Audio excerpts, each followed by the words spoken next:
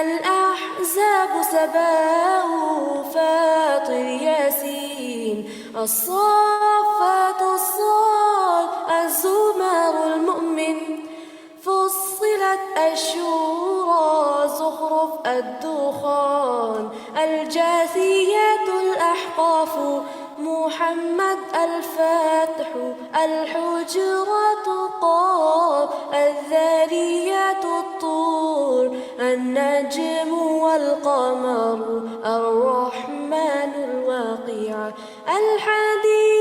الحديد المجادلة الحشر الممتحنة الصف الجموعة المنافقون التغابن الطلاق التحريم الملك القلم الحاقة المعارج نوح الجن المزمل المدثر القيامة الإنسان المرسلات النبأ النازعات عبس التكوير الانفطار المطففين الانشقاق البروج الطارق الأعلى الغاشية الفجر البلد الشمس الليل الضحى الشرح الدين العلق القدر البينة الزلزلة العاديات القارعة التكاثر العصر الهمزات الفيل قريش الماعون الكوثر الكافر النصر والمسد الإخلاص الفلق والآخر والناس سورة القرآن.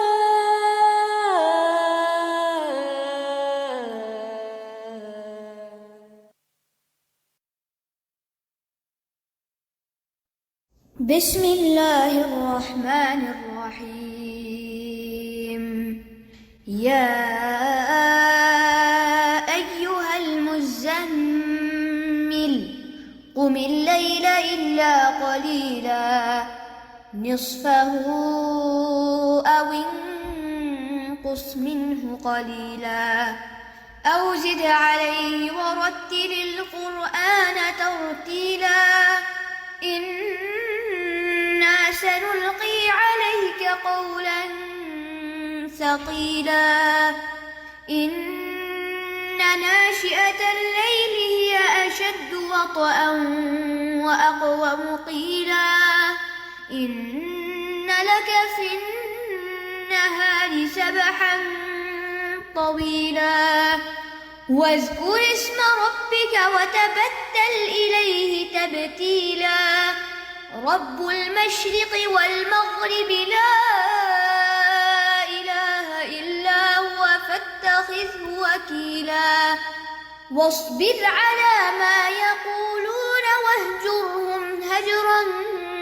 جميلا وذرني والمكذبين أولي النعمة ومهلهم قليلا إن لدينا أنكالا وجحيما وطعاما ذا غصة وعذابا أليما يوم ترجف الأرض والجبال وكانت الجبال كثيبا مهيلا إنا أرسلنا إليكم رسولا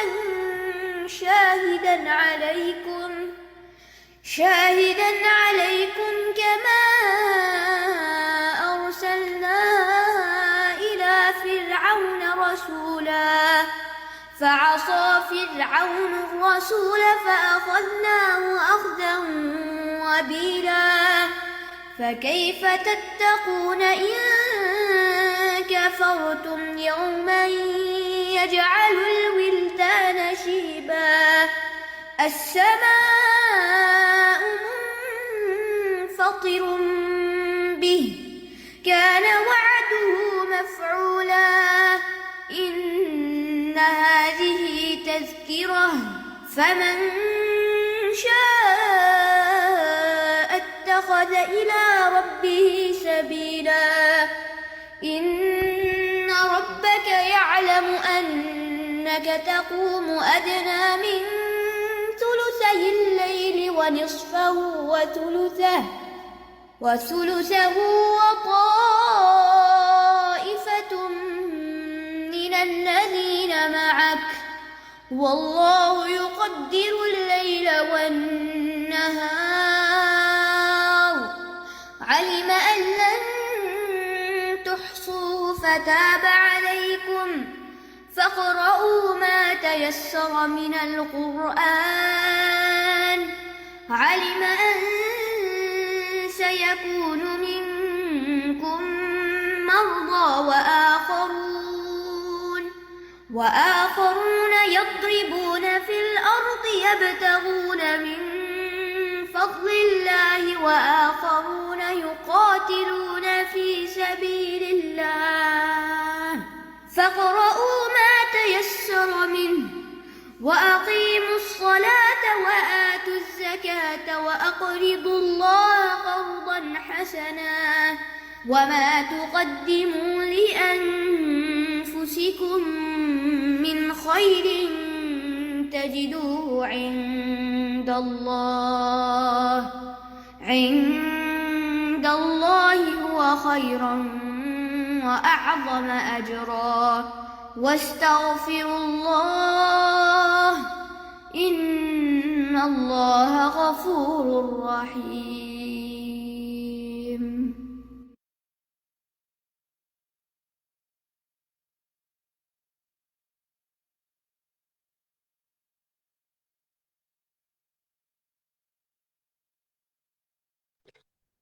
السلام علیکم ورحمۃ اللہ وبرکاتہ. اہلاً وسہلاً و مرحبا. میرے سب ساتھیوں کو خوش آمدید.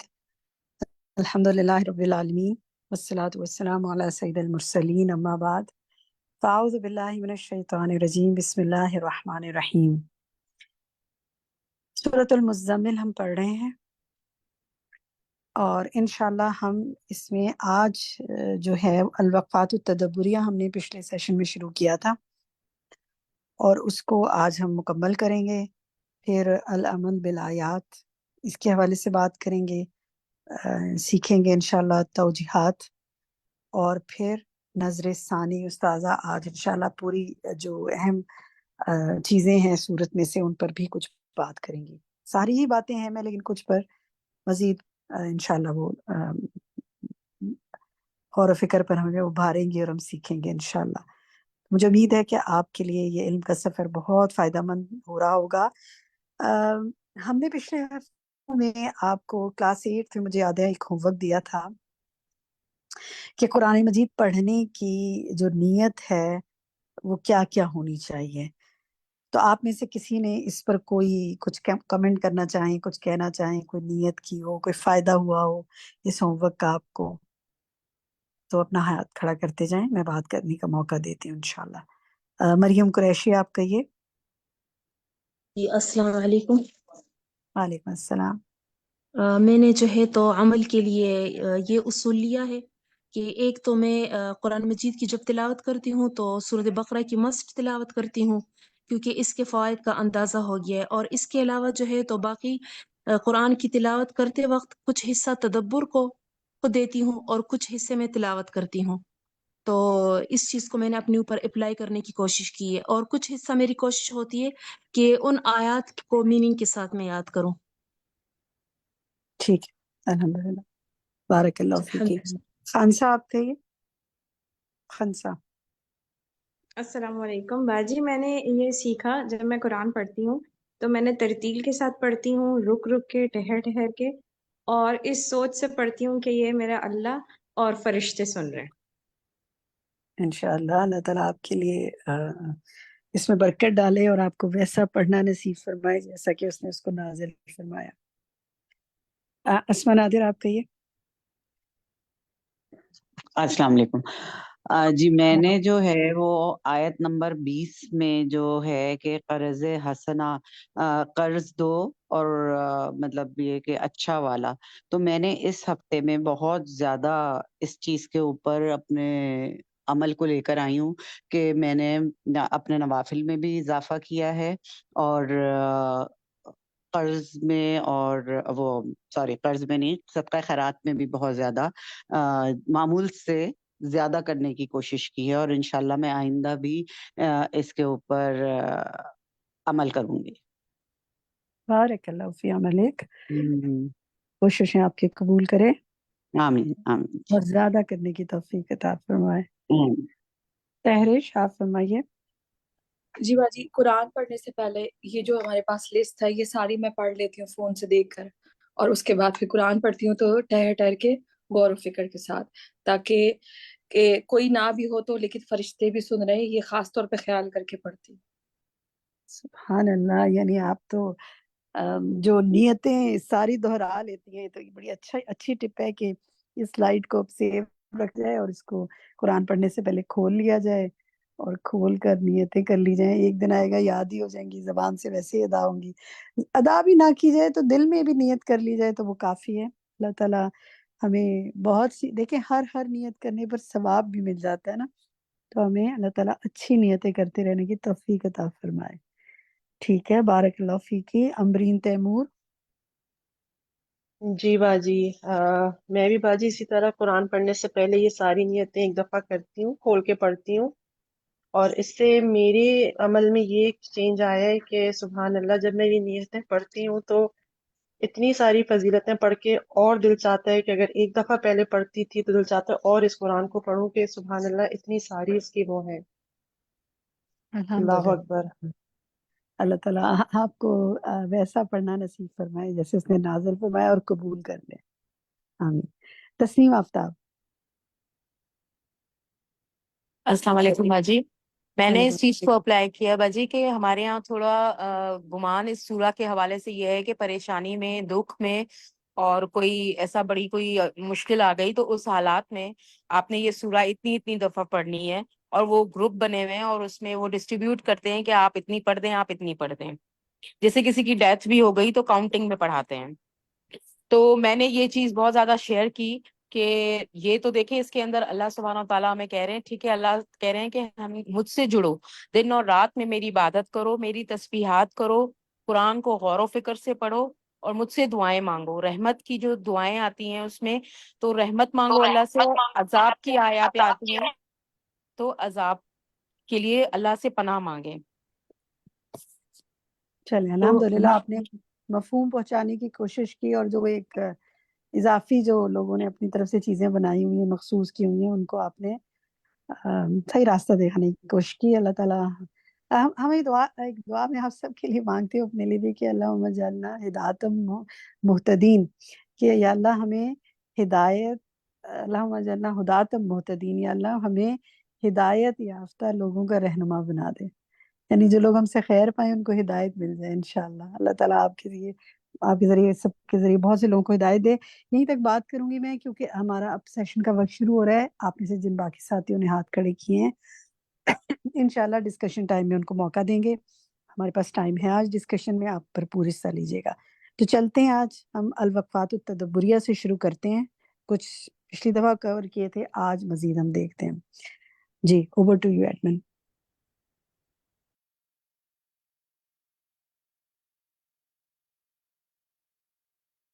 السلام علیکم ورحمۃ اللہ وبرکاتہ، نحمده ونصلی علی رسولہ الکریم، اما بعد، فاعوذ باللہ من الشیطان الرجیم، بسم اللہ الرحمن الرحیم، رب اشرح لی صدری ویسر لی امری واحلل عقدۃ من لسانی یفقہوا قولی۔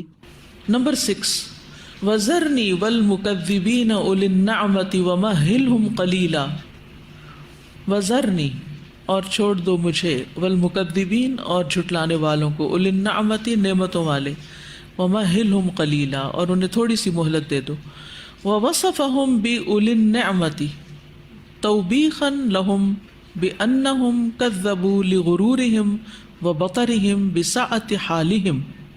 ووصفہم اور ان کو ان کا وصف بیان کیا گیا ہے بِأُولِي النَّعْمَةِ توبیخا لہم ان کو ڈانٹنے کے لیے، بِأَنَّهُمْ كَذَّبُوا کیونکہ انہوں نے جھٹلایا، لِغُرُورِهِمْ اپنے غرور کی وجہ سے، وَبَطَرِهِمْ اور اپنے تکبر کی وجہ سے، بِسَعَةِ حَالِهِمْ اپنی حالت کی وسعت پر، یعنی ان کو اُولِي النَّعْمَةِ کہہ کے ایک طرح سے ڈانٹا گیا ہے۔ ذرنی والمکذبین ہی کافی تھا، یعنی مکذبین کا معاملہ مجھ پہ چھوڑ دیجئے، اتنا بھی کافی تھا، لیکن اللہ تعالیٰ نے ان کو اولی النعمہ کہہ کے، کہ یہ ذرا نعمتوں والے جو جھٹلانے والے نا، نعمتیں پا کے جھٹلانے والے، یہ اس لیے ان کو ڈانٹا گیا ہے کہ یہ لوگ اپنی خوشحالی اور فراخی، سعت، رزق پر تکبر اور غرور کی وجہ سے اسے جھٹلا رہے ہیں۔ یعنی حق کو جھٹلانے کی وجہ کیا ہے؟ ان کا نعمتوں پر تکبر اور غرور۔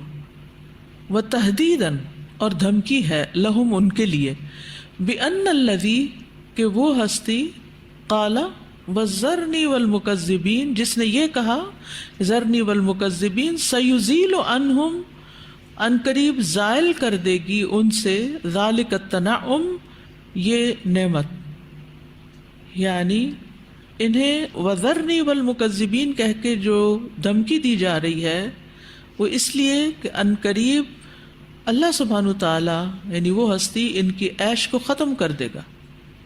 سَيُزِيلُ عَنْهُمْ ذَلِكَ التَّنَعُّمْ یعنی دو طرفہ بات ہے، ایک مکذبین کی طرف بات ہے اور ایک ذرنی کی طرف۔ السؤال ما فائدة وصف اللہ تعالی المکذبین بأنہم اولی النعمہ، سوال یہ ہے کہ اللہ تعالیٰ نے جھٹلانے والوں کو اولی النعمہ کے وصف سے بیان کیا ہے، اس کا فائدہ کیا ہے؟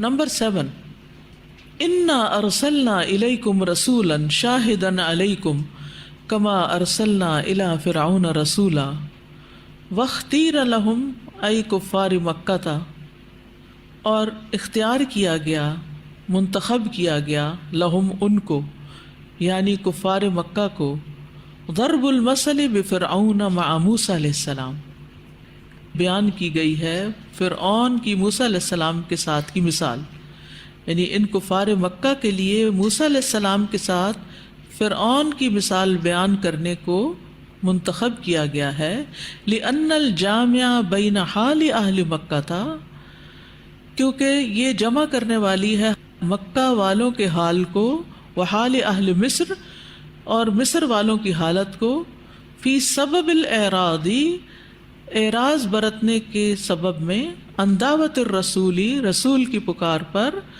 ہوا مجموع ما ہم علیہ من عبادت غیر اللہ یہ مجموع یعنی مشترک چیز ہے جس پر وہ ہے غیر اللہ کی عبادت میں، وما یملأ نفوسہم من التکبر اور جو چیز بھرتی ہے ان کے دلوں کو تکبر اور تعاظم یعنی بڑائی کے اعتبار سے، علی الرسول رسول کے مقابلے میں، المبعوث الیہم جو ان کی طرف مبعوث کیے گئے۔ جملہ چونکہ لمبا ہے اس لیے تھوڑا سمجھنے میں مشکل ہو رہی ہے، اس کا مفہوم یہ ہے کہ کفار مکہ کے لیے اللہ تعالیٰ نے فرعون اور موسیٰ علیہ السلام کی مثال بیان کی ہے کیونکہ ان دونوں کے درمیان ایک تعلق ہے، کفار مکہ کے اندر بھی تکبر تھا اور فرعونیوں کے اندر بھی تکبر تھا، تو اس لیے یہ مثال منتخب کی گئی ہے کیونکہ اہل مکہ اور اہل مصر کی وہ حالت جو ان میں مجموعی طور پر مشترک تھی یعنی اکٹھی تھی، ایک جیسی تھی، اور جس کی وجہ سے انہوں نے رسول کی دعوت کو نہیں مانا، وہ کیا تھا؟ غیر اللہ کی عبادت کرنا، وہ بھی شرک کرنے والے تھے اور یہ بھی شرک کرنے والے۔ السؤال لماذا اختیر ضرب المثل بفرعون مع موسیٰ، فرعون اور موسیٰ علیہ السلام کی مثال بیان کرنے کو کیوں منتخب کیا گیا؟ نمبر 8، ان ربک یعلم انک تقوم ادنی من ثلثی اللیل ونصفہ وثلثہ وطائفۃ من الذین معک وافتتاح الکلام بان ربک یعلم انک تقوم، کلام کا افتتاح یعنی شروع کرنا ان الفاظ کے ساتھ کہ تیرا رب جانتا ہے کہ آپ قیام کرتے ہیں، یشعر یہ مفہوم دیتا ہے بالثناء علیہ آپ کی تعریف پر، یعنی اس میں ایک سٹل میسج ہے کہ اللہ تعالیٰ آپ کی تعریف کر رہے ہیں، ان ربک یعلم انک تقوم ادنی من ثلثی اللیل لوفائہ بحق القیام، قیام کے حق کو پورا کرنے کی وجہ سے، الذی امر بہ، جس کا آپ کو حکم دیا گیا، وانہ کان یبسط الیہ ویہتم بہ، کیونکہ آپ صلی اللہ علیہ وسلم کھلے دل سے اس کی طرف اٹھتے تھے. بس ہوتا ہے کسی چیز کا پھیلنا، یعنی پورے دل کے ساتھ آپ اس کام کی طرف اٹھتے تھے. وَيَهْتَمُّ بِهِ، اور اس کا اہتمام کرتے تھے. کبھی کبھی شاید آپ پر بھی یہ کیفیت گزری ہو، خصوصاً آخری عشرے میں یہ ایکسپیرینس ہوتا ہے. ایک تو رات تراویح پڑھ لی نا، پھر بیچ میں تھوڑا سا نیپ آتا ہے، اور دوبارہ جو ہی الارم بجتا ہے تو آپ ایک جذبے کے ساتھ اٹھتے ہیں اور ایک محبت کے ساتھ کہ الحمدللہ اللہ نے توفیق دی کہ میں دوبارہ اٹھ سکوں. سال بھر ہم یہ ایکسپیرینس نہیں کرتے، پھر کچھ ایکسپیرینس تراویح میں کرتے ہیں، اور پھر یہ جو کیفیت ہے کہ خوشی کے ساتھ، بسط کے ساتھ اور اہتمام کے ساتھ، اور پھر کہاں نماز پڑھنی ہے، کیسے پڑھنی ہے، اگر اکیلے بھی گھر میں پڑھنی ہے تو کس طرح پڑھنی ہے، تو یہ اہتمام جو ہے یہ اللہ تعالیٰ کو بہت پسند ہے. ثم یقتصر علی القدر المعین فیہ، پھر اکتفا کرتے تھے آپ ایک مقرر مقدار پر، اس میں النصف، آدھا، اب انقص منہ قلیلا، یا اس میں سے کچھ کم، او زائد علیہ، یا اس پر کچھ زیادہ. یعنی پھر آپ ایک مقرر مقدار پر اکتفا کرتے، یا تو نصف پر، یا اس سے کچھ کم پر، یا نصف سے زیادہ پر. بل اخذ بالاقصی، بلکہ آپ نے جو دور والی تھی یعنی لمبی مدت اس کو اختیار کیا.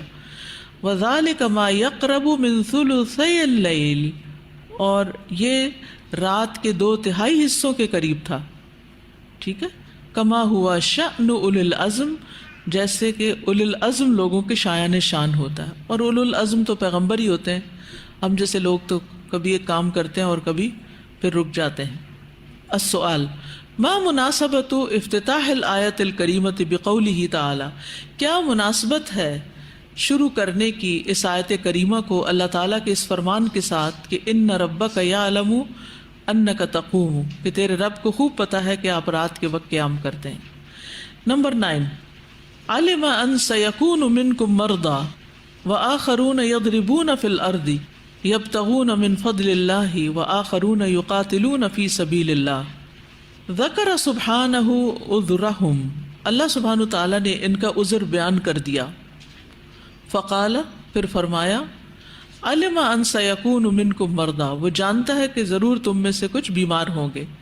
فلا یطیقون قیام اللیل، تو وہ رات کے قیام کی طاقت نہیں رکھیں گے. وآخرون یضربون فی الارض، اور کچھ سفر کر رہے ہوں گے زمین میں، یبتغون من فضل اللہ، اللہ کا فضل تلاش کرنے کے لیے. یعنی یسافرون فیہا، زمین میں سفر کریں گے، للتجارت والارباح، تجارت اور نفع حاصل کرنے کے لیے. یطلبون من رزق اللہ، وہ اللہ کا رزق طلب کریں گے. ما یحتاجون الیہ فی معاشہم، جو وہ اپنی معاش میں اس کو حاصل کرنے کے محتاج ہیں. فلا یطیقون قیام اللیل، تو وہ رات کے قیام کی طاقت نہیں رکھتے ہوں گے. وآخرون یقاتلون فی سبیل اللہ، اور کچھ دوسرے اللہ کے راستے میں جنگ کرنے والے ہوں گے، یعنی المجاہدین، یعنی مجاہدین. فلا یطیقون قیام اللیل، تو وہ بھی رات کے قیام کی طاقت نہیں رکھیں گے. ذکر سبحانہ ہا ہنا ثلاثۃ اسباب، یہاں اللہ تعالیٰ نے 3 سبب بیان کر دیے ہیں، مقتضیۃ للترخیص، جو تقاضا کرتے ہیں رخصت کا، ورفع وجوب قیام اللیل، اور قیام اللیل کی فرضیت کو ختم کرنے کا. فرفعہ عن جمیع الامتی، تو ساری امت سے اس کی فرضیت اٹھا لی گئی، لاجل هذه الاعذار، ان اسباب کے سبب، التی تنوب بعضهم، جو بعض کو لاحق ہو جاتے ہیں. یعنی ابتداء میں تہجد کی نماز فرض تھی، پھر تہجد کی نماز کی فرضیت ختم کر دی گئی 3 اسباب کی بنا پر، اور وہ کون سے ہیں؟ نمبر 1 بیماری، نمبر 2 تجارت، اور نمبر 3 جہاد فی سبیل اللہ. اب بھی جیسے آپ لوگ مثلاً طالب علم ہیں تو آپ لوگوں کی ایک روٹین ہوتی ہے، پڑھنے کا بھی بہت سارا کام ہوتا ہے، تو بعض اوقات یہ کہ رات کو نہیں جاگ سکتے، کیونکہ اگر ہاسٹل میں ٹوٹل ملتے ہی 6 گھنٹے ہیں سونے کے لیے، تو اس میں بھی اگر 1 گھنٹہ تہجد کے لیے نکال لیا تو پھر کیا ہوتا ہے، کلاس میں سوتے ہوئے وقت گزارتے ہیں۔ تو اب طلب العلم کیا ہے؟ فریضہ ہے، اور تہجد کیا ہے؟ نافلہ ہے، ٹھیک ہے نا؟ تو نفل ادا کرتے کرتے فرض میں کوتاہی نہیں ہونی چاہیے، تو یہ بھی رخصت کی ایک وجہ ہو سکتی ہے، ٹھیک ہے۔ نمبر 10، واستغفر اللہ ان اللہ غفور الرحیم، وجملۃ ان اللہ غفور الرحیم تعلیل للامر بالاستغفار۔ ان اللہ غفور الرحیم کا جملہ جو ہے استغفار کے حکم کی علت بیان کرتا ہے، وجہ بیان کرتا ہے۔ یعنی لأن اللہ کثیر المغفرہ شدید الرحمہ، کہ اللہ سبحانہ وتعالی بہت زیادہ بخشش فرمانے والا ہے، بہت زیادہ رحمت کرنے والا ہے، تو تم پھر کیا کرو؟ خوب استغفار کرو، کیونکہ وہ بہت زیادہ بخشتا ہے۔ والمقصود من هذا التعلیل الترغیب والتحریض علی الاستغفار، والمقصود اور مقصود یا مقصد من هذا التعلیل اس علت بیان کرنے کا کیا ہے؟ الترغیب رغبت دلانا، والتحریض اور ترغیب دلانا یا ابھارنا، علی الاستغفار استغفار پر، بأنہ مرجو الاجابت کیونکہ اس میں قبولیت کی امید کی جاتی ہے، وفی الاتیان بالوصفین اور بیان کرنے میں 2 وصف الدالین جو دلالت کرتے ہیں علی المبالغۃ مبالغے پر، فی الصفۃ صفت میں، ایماء الی الوعد بالاجابۃ دعا کی قبولیت کے وعدے کی طرف بھی اس میں اشارہ پایا جاتا ہے۔ ایما اشارہ، الی الوعد وعدے کی طرف، بالاجابۃ قبولیت کے، یعنی اللہ سبحانہ وتعالیٰ کی 2 ایسی صفات بیان کی گئی ہیں جن میں مبالغہ پایا جاتا ہے۔ کون کون سی؟ غفور بہت بخشنے والا، رحیم بہت رحم فرمانے والا۔ یہ یوں ہے جیسے کوئی کہے سنو اللہ سبحانہ وتعالیٰ بہت زیادہ بخشش فرماتے ہیں، بہت زیادہ رحمت فرماتے ہیں، اس لیے تم استغفار کرو۔ تو اس میں کیا ہے؟ رغبت ہے، تحریض ہے، ترغیب ہے۔ نیکسٹ ہے العمل بالآیات، آیات پر عمل کرنا۔ نمبر 1، احرص حرص رکھو، شدید رغبت رکھو، علی قیام هذه اللیلۃ آج کی رات کے قیام پر، ب11 رکعۃ 11 رکعتوں کے ساتھ۔ تراویح تو پڑھتے ہیں آج کل اور اتنی رکعتیں بھی ہو جاتی ہیں الحمدللہ، لیکن اس میں خوشی اور شوق اور محبت اور حرص کا پہلو جو ہے نا وہ شامل کر لیں۔ قم اللیل الا قلیلا نصفہ او انقص منہ قلیلا او زد علیہ۔ نمبر 2، رتل 10 آیات لہذا اليوم وذلک باتقان التجوید، آج کے دن 10 آیات کی ٹھہر ٹھہر کر پختہ تجوید کے ساتھ تلاوت کریں، یعنی ٹھہر ٹھہر کر اور واقعی حق ادا کرتے ہوئے۔ وتعلم مواطن الوقوف فیہا، کہ جہاں جہاں وقف ہونا چاہیے اس کا علم حاصل کریں۔ نمبر 3، قل حسبی اللہ ونعم الوکیل، کہیے حسبی اللہ ونعم الوکیل، فاتخذہ وکیلا، اس کو وکیل بنا لیں۔ ہمیں جب فاتخذہ وکیلا پڑھا تو حسبی اللہ ونعم الوکیل پڑھنا یاد نہیں رہا۔ یہ ہے ترتیل کے ساتھ پڑھنا کہ جب آپ پڑھ رہے ہوں تو اس سے ریلیٹڈ جو دعائیں آ رہی ہوں وہ بھی آپ ساتھ ساتھ کریں، یعنی کہیے کہ اللہ ہی مجھے کافی ہے جو بہترین کارساز ہے۔ نمبر 4، احرص اللیلۃ علی قیام اللیل ولو ب3 رکعات، ان ربک یعلم انک تقوم ادنی من ثلثی اللیل، آج رات تہجد پڑھنے کی خوب خواہش کریں، چاہے 3 رکعت ہی پڑھیں، ولو ب3 رکعات۔ نمبر 5، صلی الصلوات الخمس مع الجماعہ واقیموا الصلاۃ، 5 نمازیں باجماعت ادا کریں، یعنی مردوں کے لیے حکم ہے واقیموا الصلاۃ کا۔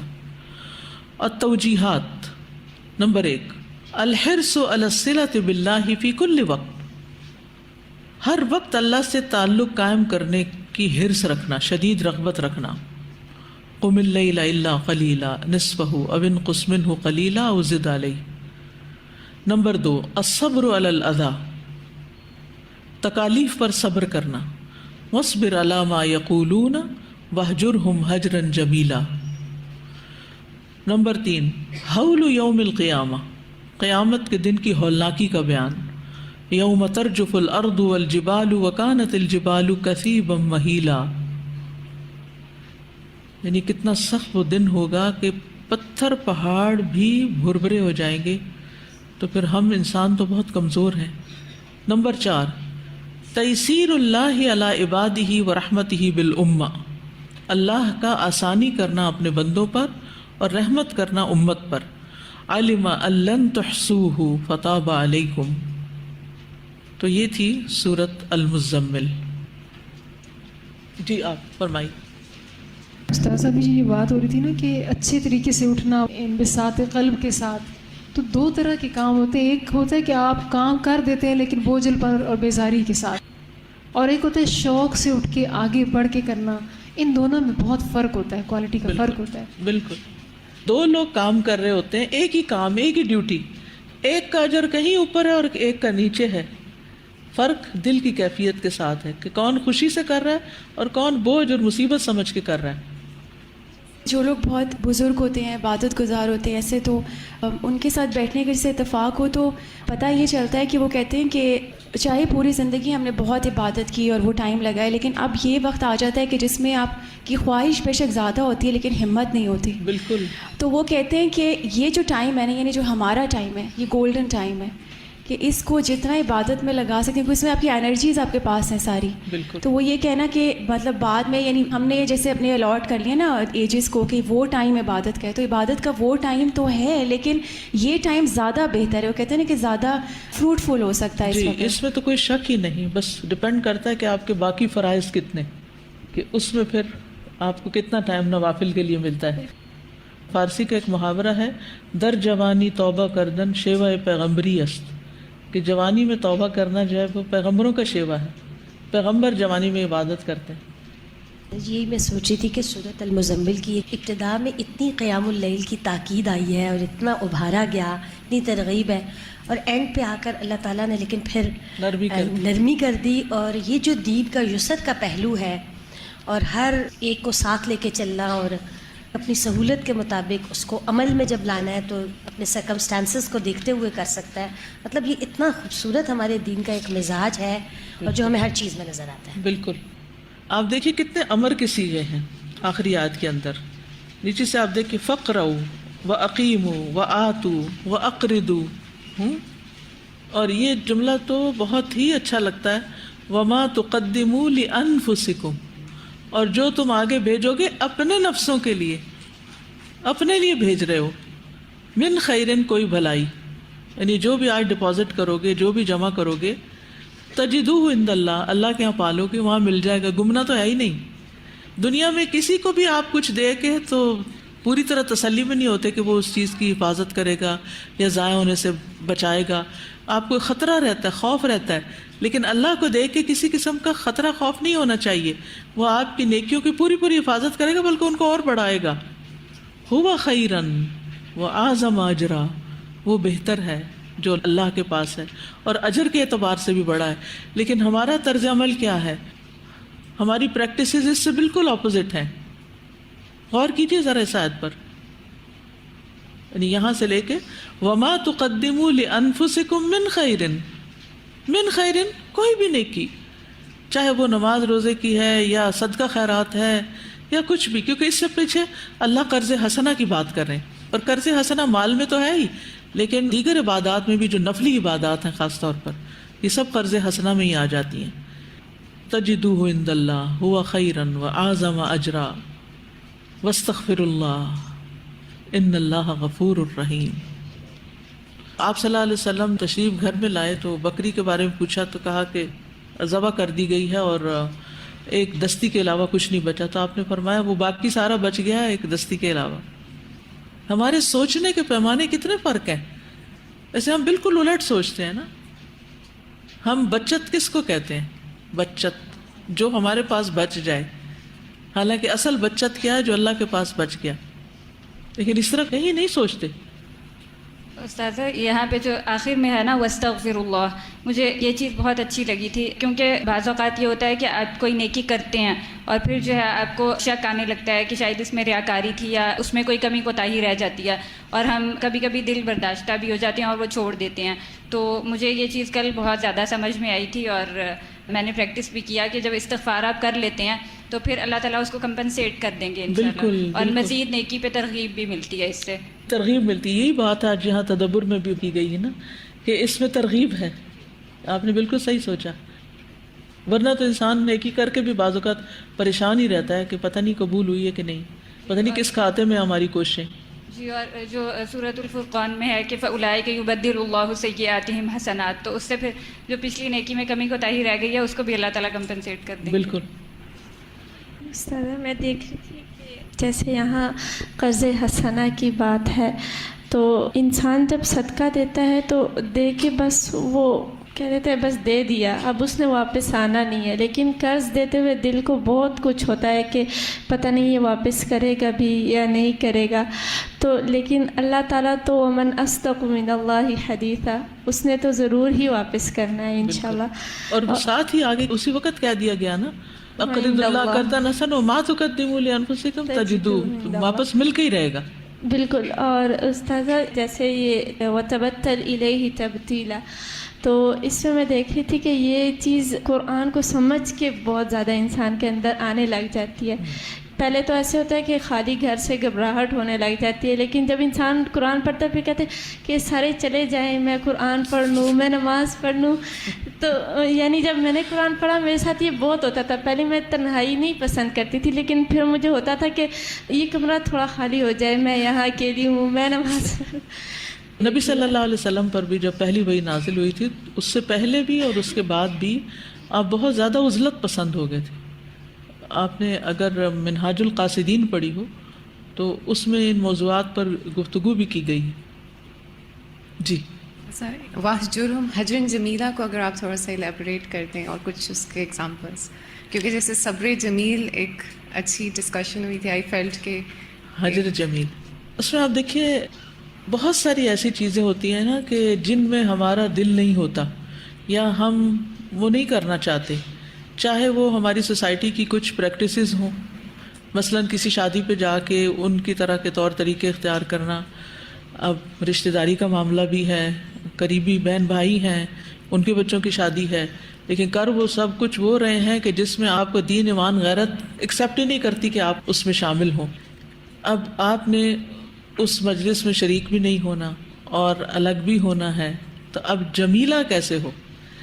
تو جمیلہ کا جو ایکسپلین کیا گیا ہے یہاں بھی اور ویسے بھی کیا جاتا ہے وہ یہ کہ اس طرح کسی چیز کو چھوڑنا کہ اذیت نہ ہو اس میں. یعنی آپ دوسروں سے ایکسکیوز کرتے ہیں، ان کو پہلے سے ہی بتا دیتے ہیں کہ میں اس میں شریک نہیں ہو سکوں گی، آپ برا نہیں مانیے. آپ ان کو گفٹ دے سکتے ہیں، آپ ان کی مدد کر سکتے ہیں جو بھی کرنی ہے، لیکن اس برائی میں ان کے ساتھ شریک نہیں ہو سکتے جس سے ان کو یہ ہو کہ یہ بندہ ہمارا بڑا خیر خواہ ہے، ہمارے لیے برا نہیں چاہتا، لیکن یہ اس کے اپنے اصول بھی ہیں.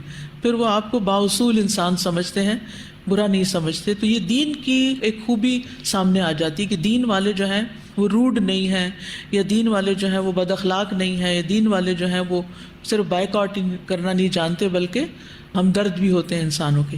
اسی طرح کوئی آپ سے قرضہ مانگنے آتا ہے مثلا، یا کوئی مالی مدد مانگتا ہے اور آپ کے اپنے حالات ٹھیک نہیں ہیں، بظاہر ایسا لگتا ہے کہ جیسے آپ کے پاس بہت کچھ ہے، بعض کو دوسروں کو غلط فہمی بھی ہو جاتی ہے، تو وہ آپ سے ایسی چیز کا سوال کر بیٹھتے ہیں جو آپ کے بس میں نہیں ہوتی. اب آپ نے انکار کرنا ہے. آپ خود امید رکھ رہے ہیں کہ آپ کے حالات اچھے ہوں اور آپ دوسرے کی ڈیمانڈ پوری نہیں کر سکتے، تو فَقُلْ لَهُمْ قَوْلًا مَيْسُورًا، آسان بات کریں، ان کے ساتھ نرمی سے بات کریں. پھر اسی طرح ہمیں نہ کرنی پڑتی ہے نا کچھ چیزوں میں، یعنی ہم دوسرے کی ڈیمانڈ پوری نہیں کر سکتے تو اس سے الگ ہونا پڑتا ہے. تو اس میں بھی نہ کہیں آپ، لیکن پولائٹلی کہیں، ٹھیک ہے. یعنی کسی کام کو جو دوسرے کی مرضی کے خلاف جا رہا ہو، اس طریقے سے اس کا انکار کریں کہ وہ دوسرے کے لیے اذیت کا باعث نہ بنے، یا آپ کے اندر تکبر ظاہر نہ کرے، یا آپ کے اندر ایک غرور یا فخر کی کیفیت نہ ہو کہ لوگ عام طور پر کیا کہنے لگتے ہیں، یہ دین والے اپنے آپ کو بڑی چیز سمجھتے ہیں، اپنے آپ کو بڑا نیک سمجھتے ہیں. اس طرح کے کمنٹس تو پھر بھی ملتے ہی رہیں گے، وہ نہیں باز آئیں گے، لیکن کم از کم اتنا ضرور ہے کہ دل ان کے ضرور گواہی دیں گے، اور یہ سب کچھ اچھے اخلاق کے ساتھ ہی ہو سکتا ہے. اور پھر مزید یہ یعنی اس کا اتنا گہرا مفہوم ہے نا، اتنا دور رس اس میں وہجر حجرن جمیلا، اور کہ تبتل الیہ تبتیلا بھی ساتھ آ جاتا ہے کہ انسان اپنی دور جاہلیت میں جو کچھ بھی کرتا رہا ہے، جس نام سے یا جس کام سے وہ پہچانا جاتا ہے، اور وہ کام اللہ کے لیے پسندیدہ نہیں ہے، اللہ کی نگاہ میں وہ درست نہیں ہے، تو ان ساری عادتوں کو اب بدلنا ہے. تو وہ گریجولی اور اس اچھے طریقے سے ہو کہ دوسرے جو ہیں اس سے اوفینڈ نہ ہوں. کچھ چیزوں پر تو وہ اوفینڈ ہوں گے ہی، لیکن کچھ چیزیں ایسی ہیں کہ جن کو آپ کنٹرول کر سکتے ہیں، جن پہ آپ قابو پا سکتے ہیں. وہ بعض اوقات ہمارے غیر حکیمانہ رویے کی وجہ سے دوسروں کے لیے ایک ناپسندیدگی کی چیز بن جاتے ہیں. سازا اسی چیز پہ میں بھی بات کرنا چاہ رہی ہوں کہ سم ٹائمس تو ایسے ہوتا ہے کہ ہماری اپنی فیملی میں یا بہت ہی زیادہ کلوز ریلیشن میں کوئی ایسی چیز ہو رہی ہے جو اب ہمیں پتہ ہے کہ ٹھیک نہیں ہے. اگر ہمارے پاس اتنی قدرت نہیں ہے کہ ہم منع کر سکیں، لیکن کوئی چیز ایسی ہے کہ خاموش بھی نہیں رہ سکتے، تو اس میں کیا کریں گے؟ مثلا ایک چھوٹی سی بات ہے کہ کسی کا ہسبینڈ حرام کام کرتا ہے نا، حرام کمائی ہے اس کی، فار ایگزامپل. اب عورت اس گھر میں ہے اور قرآن پڑھنا شروع کر دیا اس نے، اور اب وہ سمجھتی ہے کہ یہ تو سب کچھ ٹھیک نہیں ہے. پہلے اس کو اتنا احساس نہیں تھا، اب اس کو پتہ چلنے لگ گیا. تو اب کیا ہے کہ وہ کس طرح اس سے بھی چھڑائے گی اس حرام کو، اور کس طرح یعنی ساتھ ہوتے ہوئے بھی الگ ہونا. یہ وہجر حجرن جمیلا جو ہے نا، یہ ساتھ ہوتے ہوئے الگ ہونا ہے. ٹھیک ہے، یعنی نبی صلی اللہ علیہ وسلم نے اپنے لوگوں کو چھوڑ تو نہیں دیا تھا. کیا خیال ہے مکہ سے نکل گئے تھے، غار حرا میں جا بیٹھے تھے؟ نہیں، ان کے بیچ میں رہے تھے. تو بیچ میں ہوتے ہوئے چھوڑنا، یعنی ان کی بری بات میں ہاں نہیں ملانا، لیکن ان کے ساتھ اپنا رویہ درست رکھنا. یہ ہے بڑے صبر کا کام نا، کیونکہ عموماً ہم جذباتی ہو جاتے ہیں، جلال میں آ جاتے ہیں، اور ہم کہتے ہیں یہ منکر ہے اور ہم اس سے قطعاً اتفاق نہیں کرتے، اور اس جذباتیت میں کام خراب کر لیتے ہیں. سم ٹائمز دوسرے سامنے والے کا مقام بھی آپ سے بڑا ہے، اور اگر تھوڑا سا کہنے کی بھی کوشش کریں تو اب آپ اپنی امی کے پاس بیٹھے ہیں، انہوں نے شروع کر دی غیبت، اب آپ اٹھے کیسے وہاں سے؟ تو یہاں بھی یہی اپلائی ہوگا رول، وہجرہم حجرن جمیلا. وہ ایک دفعہ میں کہہ کے نہیں آپ چھٹکارا پا سکتے. دعا تو ہر معاملے میں ہی کی جائے، تاکہ ہم کبھی بھی یہ نہ سوچیں کہ کوئی چیز ہمارے کرنے سے ہوئی ہے، وہ تو اللہ کی توفیق سے ہی ہوتی ہے، اس کے اذن سے ہی ہوتی. وہ کسی کا دل نہ بدلے تو ہم تو کچھ بھی نہیں کر سکتے، لیکن یہ کہ کوشش ہماری جاری رہے. جیسے بدعات ہے ہمارے معاشرے میں، اب وہ نیکی سمجھ کے کرتے ہیں، اب اس میں سے نکلنا اور بھی بڑا مشکل کام ہے. ایک ہی گھر میں رہ رہے ہیں، بہت مشکل ہوتا ہے. تو اس میں بعض اوقات ہم یہ بتانے کے لیے کہ ہم زیادہ دیندار ہیں، تعلقات خراب کر بیٹھتے ہیں. کئی دفعہ خون کے رشتے کاٹ کے بیٹھ جاتے ہیں، اور ہم اس کو یہ نام دے دیتے ہیں کہ البلا والبرا. تو اس میں یہ کہ برا کا معاملہ جو ہے یہ اتنا آسان نہیں ہے. نبی صلی اللہ علیہ وسلم نے اس برا کے معاملے کو کہاں استعمال کیا تھا؟ سوچئے آپ، ابو طالب کے ساتھ کیا معاملہ تھا اور باقیوں کے ساتھ کیا معاملہ رہا. برات کب انسان کر سکتا ہے، اس کا بھی اپنا ایک لیول ہے.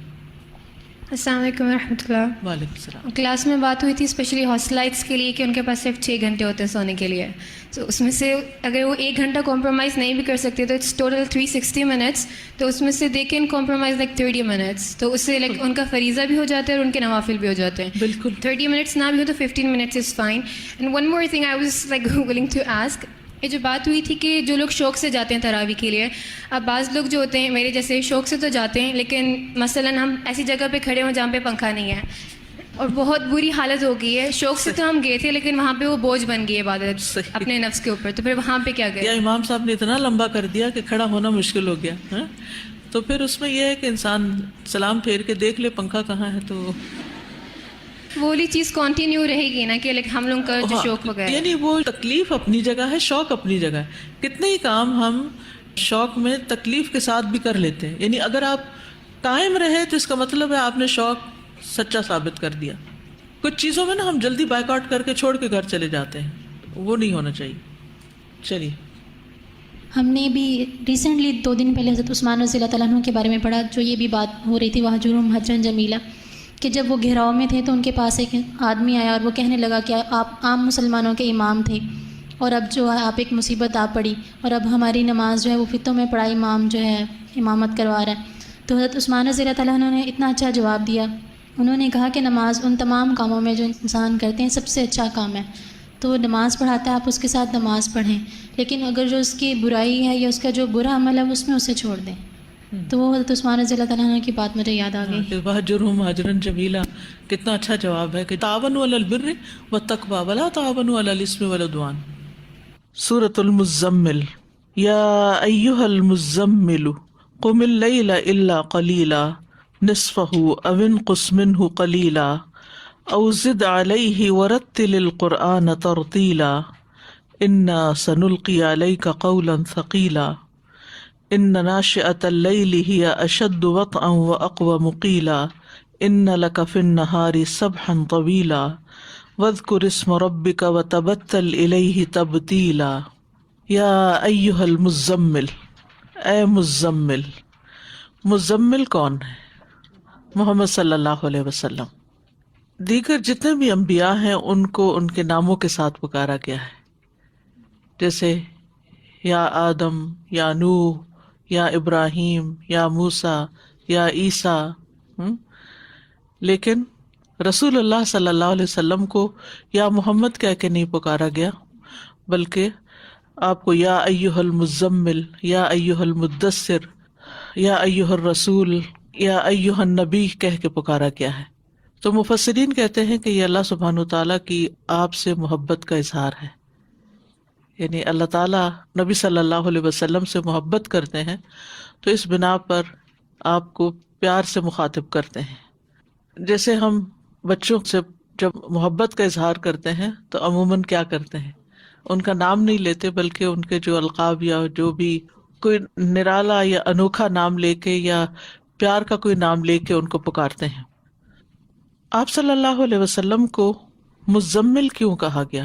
کوئی بتائے گا آپ میں سے؟ مزمل کیوں کہا گیا؟ زمل یزمل کا معنی کیا ہوتا ہے؟ اڑنا.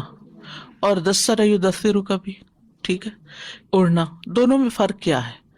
دونوں میں فرق یہ ہے کہ جب کوئی بھاری چیز جیسے لحاف وغیرہ اوڑھا جاتا ہے تو وہ مزمل ہوتا ہے، جیسے سردیوں کی اوڑھنی. اور مدثر جو ہے وہ خفیف کپڑے کا اوڑھنا ہوتا ہے دونوں ہی اوڑھنے کی چیزیں. یعنی سردیوں میں انسان اپنے اوپر بھاری چیز اوڑھتا ہے اور گرمیوں میں ہلکی چیز اوڑھتا ہے، تو دونوں موسموں کا ذکر ہے. اور یہاں اس کا خاص کانٹیکسٹ کیا ہے؟ نبی صلی اللہ علیہ وسلم پر جب پہلی وحی نازل ہوئی تو آپ پر کپ کپی طاری ہوئی، کیونکہ آپ نے جبریل علیہ السلام کو دیکھا اور آپ واپس آئے اور حضرت خدیجہ رضی اللہ تعالی عنہا سے کہا کہ مجھے کچھ اڑھا دیجئے، اور پھر انہوں نے آپ کی دلجوئی کی. وہ تفصیلات تو الگ ہیں. تو اصل میں نبی صلی اللہ علیہ وسلم کو تیار کیا جا رہا ہے ایک بھاری بوجھ اٹھانے کے لیے. تو یہ مزمل بھی اور مزمل بھی، یعنی ایک طرح سے خفیف اشارہ ہے کہ آپ ایک بھاری بوجھ اٹھانے والے ہیں، کیونکہ عربی زبان میں زامل کہتے ہیں بوجھ اٹھانے والے کو. نبی صلی اللہ علیہ وسلم نے جب ہجرت کی تو ابو بکر رضی اللہ عنہ نے 3 اونٹنیاں خریدی تھی، ایک قصوہ نبی صلی اللہ علیہ وسلم کے لیے، ایک اپنے لیے، اور ایک بوجھ اٹھانے کے لیے. تیسری اونٹنی جو تھی وہ زاملہ اس کو کہا گیا کہ سامان لادا گیا تھا اس پر. کبھی آپ اونٹ کو قریب سے غور سے دیکھیں تو اس کے اوپر بہت زیادہ سامان رکھنے کی یا بہت سارے لوگ اکٹھے بیٹھنے کی جگہ نہیں ہوتی، تو اس لیے ایک سے زائد اونٹنیوں کا انتظام کیا گیا تھا. اور اس سے پھر یہ ہے کہ آپ صلی اللہ علیہ وسلم کو بھی یہاں ایک طرح سے اشارہ کیا جا رہا ہے کہ اب آپ کے اوپر ایک بھاری بوجھ آنے والا ہے، تو اس کے لیے آپ تیار رہیے. یا ایھا المزمل کہہ کے کیا کہا گیا؟ قم اللیل، رات کو قیام کیجیے. قیام اللیل کیا ہوتا ہے؟ رات کی نماز ادا کرنا. اور صرف نماز ہی نہیں، اس میں جیسے ذکر اذکار ہیں، دعا ہے، استغفار ہے، انسان رات کو اٹھتا ہے. نہیں، قیام کا مطلب ہوتا ہے اٹھنا. قم اللیلہ، اٹھو رات کے وقت، یعنی رات کے وقت کھڑے ہو جاؤ، یعنی بستر سے اٹھنا، دعا پڑھتے ہوئے، پھر مسواک کرنا، وضو کرنا، نماز پڑھنا، استغفار کرنا، وبالاسحار هم یستغفرون، اور پھر اپنے لیے دعائیں کرنا. یہ سب کا سب قیام اللیل میں آ جاتا ہے، یہ سب قیام اللیل کا حصہ ہے. ٹھیک ہے، تو اس میں سے انسان جو بھی چیزیں کر رہا ہوتا ہے اللہ کی رضا کے لیے، وہ ساری کی ساری دراصل انسان کو اللہ تعالیٰ کا قرب عطا کرتی ہیں. اور پھر قیام اللیل جو ہوتا ہے وہ صرف رات کا آخری حصہ ہی نہیں، بلکہ پہلا بھی ہو سکتا ہے، درمیانی بھی ہو سکتا ہے، اور آخری حصہ بھی ہو سکتا ہے. الا قلیلا، مگر تھوڑا. نصفہ او انقص منہ قلیلا او زد علیہ ورتل القرآن ترتیلا. تو رات کے قیام میں جو آپ صلی اللہ علیہ وسلم کو کرنے کا کام بتایا جا رہا ہے وہ کیا ہے؟ رتل القرآن ترتیلا. یہ بتائیے کہ سورۃ المزمل کب نازل ہوئی تھی؟ اس کا یعنی ترتیب نزولی کیا ہے؟ کچھ آپ نے تفسیر میں پڑھا ہے؟ 5ویں سورت ہے. اس میں عام طور پر یہ کہ سورۃ العلق کی پہلی چند آیتیں نازل ہوئی تھی، کیونکہ دوسری جو تھی وہ سال بعد نازل ہوئی تھی. پہلی نازل ہوئی، پھر اس کے بعد کیا ہوا؟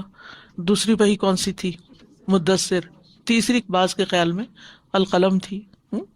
اب یہاں پر جو ترتیل ہے قرآن کی، اس کے 3 معنی ہیں. یعنی ویسے تو اب تفصیلات میں نے آپ کو بتائی ہوئی ہیں کہ آہستہ آہستہ پڑھنا، ٹھہر ٹھہر کے پڑھنا، یہ سب باتیں اس کے معنی میں پائی جاتی ہیں. لیکن مراد اس سے کیا ہے؟ ایک ہے تحقیق، ایک ہے تجوید، اور ایک ہے حدر. یہ تینوں چیزیں ترتیل کے اندر آ جاتی ہیں. تحقیق کیا ہوتا ہے کہ حروف کو صحیح مخارج کے ساتھ ادا کر کے اور ہر حرف کا حق ادا کر کر کے اس کو ادا کرنا. جیسے قاری عبدالصمد اور قاری حسری یا ایمن سوید رشدی، ٹھیک ہے، یہ جس طرح تلاوت کرتے ہیں نا، یعنی سلو پیس میں. ٹھیک. اور تجوید کا مطلب ہوتا ہے اس کو خوبصورت بنا کر پڑھنا، عمدہ طریقے سے اس کو پڑھنا، یعنی مخارج وغیرہ کا خیال رکھے پر اس میں تحسین بھی آ جاتی ہے. اور حدر جو ہوتا ہے وہ عام قراء جیسے پڑھتے ہیں، جیسے مکہ کے قاری جس طریقے سے پڑھ رہے ہوتے ہیں، اس کو حدر کہا جاتا ہے.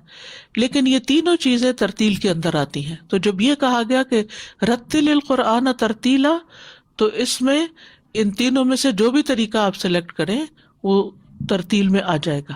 لیکن قیامت کے دن ہر انسان اسی طرح جو بھی اس کو حفظ ہوگا تو کہا جائے گا رتل کما کنت ترتل فی الدنیا، اس طرح پڑھو جیسے تم دنیا میں پڑھتے تھے. اب بعض قاری حضرات بہت آہستہ آہستہ پڑھتے ہیں، تو ظاہر ہے کہ ان کا پھر وہی سٹائل ہوگا وہاں پر. کچھ لوگ جو ہیں وہ درمیانے طریقے سے پڑھتے ہیں، کچھ بہت تیز پڑھتے ہیں. تو کما کنت ترتل فی الدنیا، تو اگرچہ تجوید کے ساتھ پڑھنا لازم ہے لیکن فرض کے درجے میں نہیں ہے. یعنی جزریہ میں تو آتا ہے نا کہ من لم یجود القرآن فہو آثم، ایسا نہیں ہے. یعنی یہ مستحب کا درجہ ہے کہ انسان اس کو بہترین سے بہترین طریقے پر پڑھے. اس کی دلیل کیا ہے؟ اس کی دلیل وہ حدیث ہے جس میں آتا ہے کہ جو شخص قرآن کو اٹک اٹک کے پڑھتا ہے اس کے لیے دگنا اجر ہے. کیونکہ پوری دنیا میں مسلمانوں کی تعداد میں دیکھیں تو عرب کتنے ہیں؟ بہت تھوڑے ہیں. تو اب جو عاجم ہیں، چاہے وہ انڈونیشینز ہوں، چاہے وہ پاکستانی ہوں، یا اور دنیا کی اقلیتی ممالک میں جو مسلمان بستے ہیں، چائنیز وغیرہ ہیں، وہ ایڑی چوٹی کا زور لگا لیں، وہ عربوں کی طرح پڑھ ہی نہیں سکتے. اللہ یہ کہ بہت چھوٹے ہوتے ہوئے ان کو کچھ سکھانا شروع کر دیں تو اور بات ہے. تو ان کے وہ مخارج ہو ہی نہیں سکتے. تو جو چیز کسی کے بس میں نہیں، حالانکہ وہ کوشش بھی کر رہا ہے، تو کیا پھر بھی وہ گناہ گار ہوگا؟ نہیں، حدیث سے تو پتہ چلتا ہے اس کو دگنا اجر ملے گا. ٹھیک. تو وہ لوگ جو محنت کر رہے ہیں، کوشش کر رہے ہیں، اس کے باوجود بھی اپ ٹو دا مارک نہیں پڑھ پا رہے، تو ان کو بھی مایوس نہیں ہونا چاہیے. یہ اللہ کا فضل ہے کہ اللہ تعالیٰ کسی کے لیے اس کو آسان کر دے، اس کی تلاوت اور اس کو تجوید کے ساتھ صحیح طور پر پڑھنا. تو اس میں رات کے قیام میں جو میں نے یہ بتایا کہ قیام میں صرف کھڑے ہو کے تلاوت کرنا ہی نہیں ہے، بلکہ بستر سے دعا پڑھتے ہوئے اٹھنا، پھر طہارت کا اہتمام کرنا، پھر وضو، نماز کا قیام، اور پھر اس کے بعد یہ ہے کہ استغفار، دعا، یہ ساری چیزیں قیام اللیل کا حصہ ہیں. اب یہ جو قیام کے وقت قرآن پڑھا جاتا ہے، اس میں ضروری نہیں ہوتا کہ ہم بہت سارا پڑھیں تو تبھی وہ قیام شمار ہوگا. اس میں اگر تھوڑا حصہ بھی پڑھا ہے اور تکرار کے ساتھ پڑھا ہے تو اس کا بھی بہت بڑا اجر ہے. میں نے جو شروع میں آپ سے پوچھا نا کہ یہ کون سا نمبر ہے سورت کا، اسی وجہ سے پوچھا کہ جس وقت آپ صلی اللہ علیہ وسلم کو یہ حکم دیا جا رہا ہے کہ آپ رتل القرآن ترتیلا کریں، تو اس وقت پورا مصحف تھوڑی تھا آپ کے پاس. سورت بقرہ نازل ہو چکی تھی، آل عمران نازل ہو گئی تھی، نہیں، یہ صورتیں تو بھی نازل ہی نہیں ہوئی تھی. سورت العلق کی ابتدائی 5 آیتیں نازل ہوئی ہیں، تو بہت کم حصہ تھا قرآن کا جو بھی نازل ہوا تھا.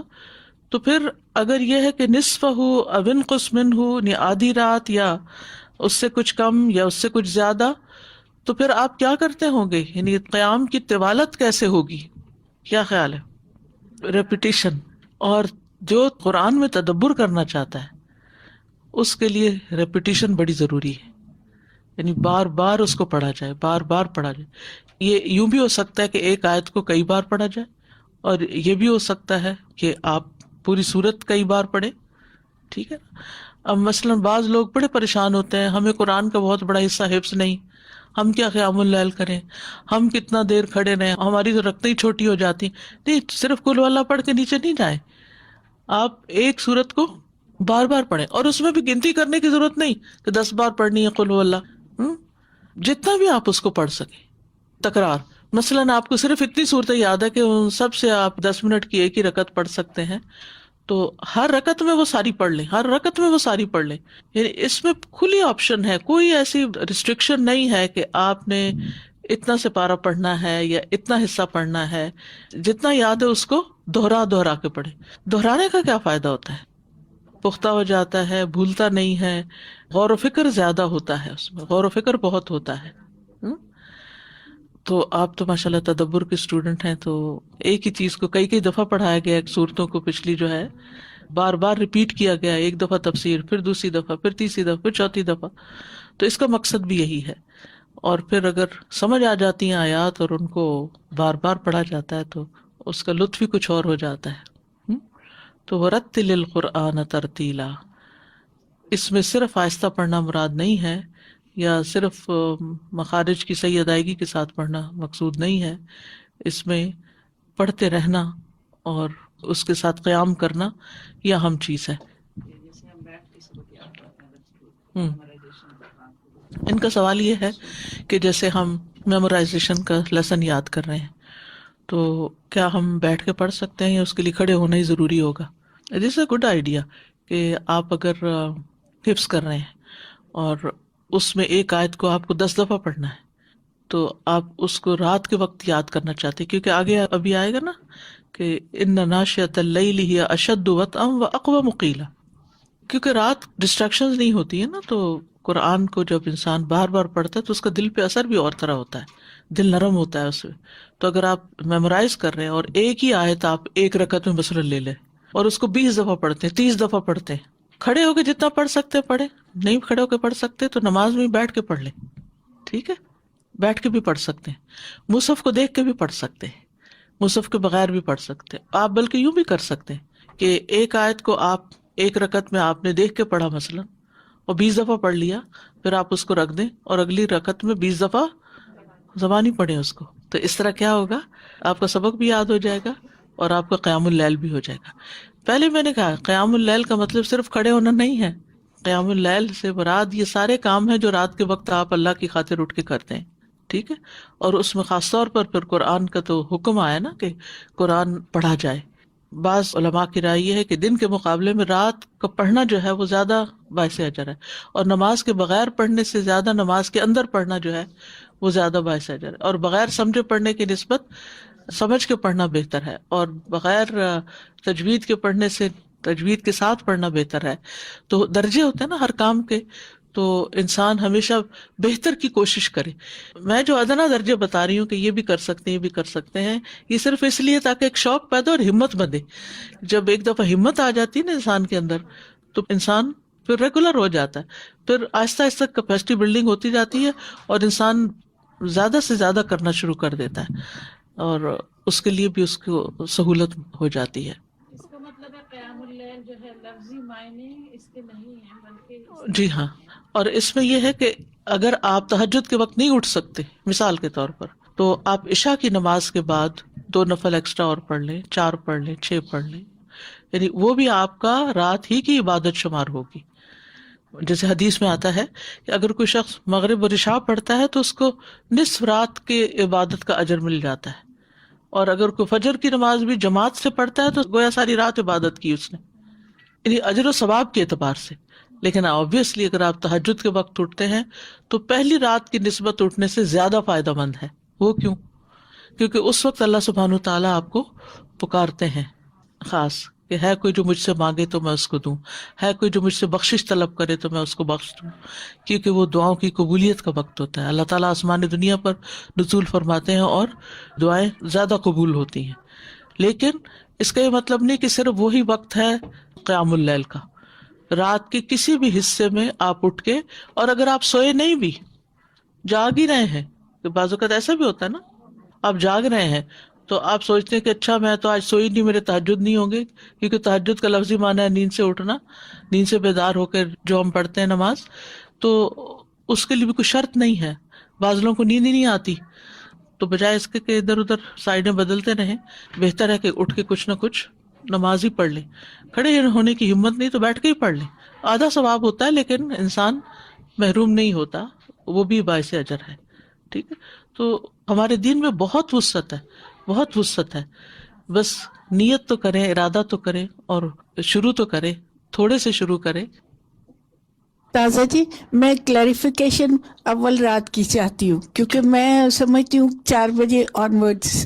Am I right in my understanding؟ نہیں، اول رات سے مراد عشاء کی نماز کے فوراً بعد. اچھا، عشاء کی نماز کے فوراً بعد اول رات کا حصہ، اول وقت نہیں ہے. تہجد کا اول وقت جسے ہم کہتے ہیں کہ پرائرٹی ٹائم جو ہے وہ آخری حصہ ہے، سحری کا وقت. وَبِالْأَسْحَارِ هُمْ يَسْتَغْفِرُونَ، کیونکہ نبی صلی اللہ علیہ وسلم فرمانا کہ بہترین قیام داؤدی ہے، اور بہترین صوم داؤدی ہے. تو ان کا طریقہ کیا تھا صوم داؤدی کا؟ ایک دن روزہ رکھتے تھے، ایک دن نہیں رکھتے تھے. ٹھیک ہے، اور قیام کیسے کرتے تھے کہ رات کے پہلے کچھ حصے میں سوتے تھے، پھر قیام کرتے تھے، پھر اس کے بعد چھٹے حصے میں پھر سو جاتے تھے. یعنی جیسے پہلے عشاء کے بعد جیسے 4 گھنٹے سوئے، پھر اس کے بعد قیام کیا، یعنی 1/3 آرام کیا، پھر اس کے بعد قیام کیا، اور پھر اس کے بعد آخری تھوڑے حصے میں دوبارہ سو گئے. جی ایسے بھی کر سکتے ہیں، یعنی اللہ کو یاد کر لیں. یعنی وہ نماز تو نہیں شمار ہوگی، لیکن قیام کا کچھ حصہ جیسے رات کو جاگے اور اس میں دعائیں کر لی، تو استغفار، خاص طور پہ رات کے پچھلے حصے میں استغفار ہو گئی، تو یہ بھی باعث اجر ہے.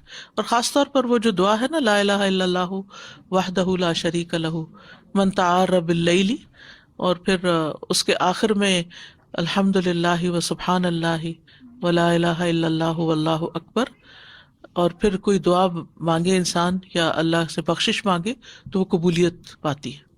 یعنی بستر پہ لیٹے لیٹے بھی دعائیں کر سکتے ہیں، بستر پہ لیٹے لیٹے بھی قرآن کا کچھ حصہ پڑھ سکتے ہیں، لیکن اصل چیز جو ہے وہ نوافل ہی، یعنی صلاۃ اللیل ہے. کیونکہ نبی صلی اللہ علیہ وسلم کی ایک اور حدیث میں آتا ہے صلاۃ اللیل مثنا مثنا. ٹھیک ہے، یعنی جو صرف نماز ہے نا، اس کے لیے صلاۃ اللیل کا لفظ استعمال ہوا ہے، اور قیام میں بہت ساری چیزیں شامل ہو جاتی ہیں. ان دونوں میں خفیف فرق ہے. ٹھیک، لیکن عمومی طور پر ہم قیام سے مراد رات کو نماز ہی لیتے ہیں.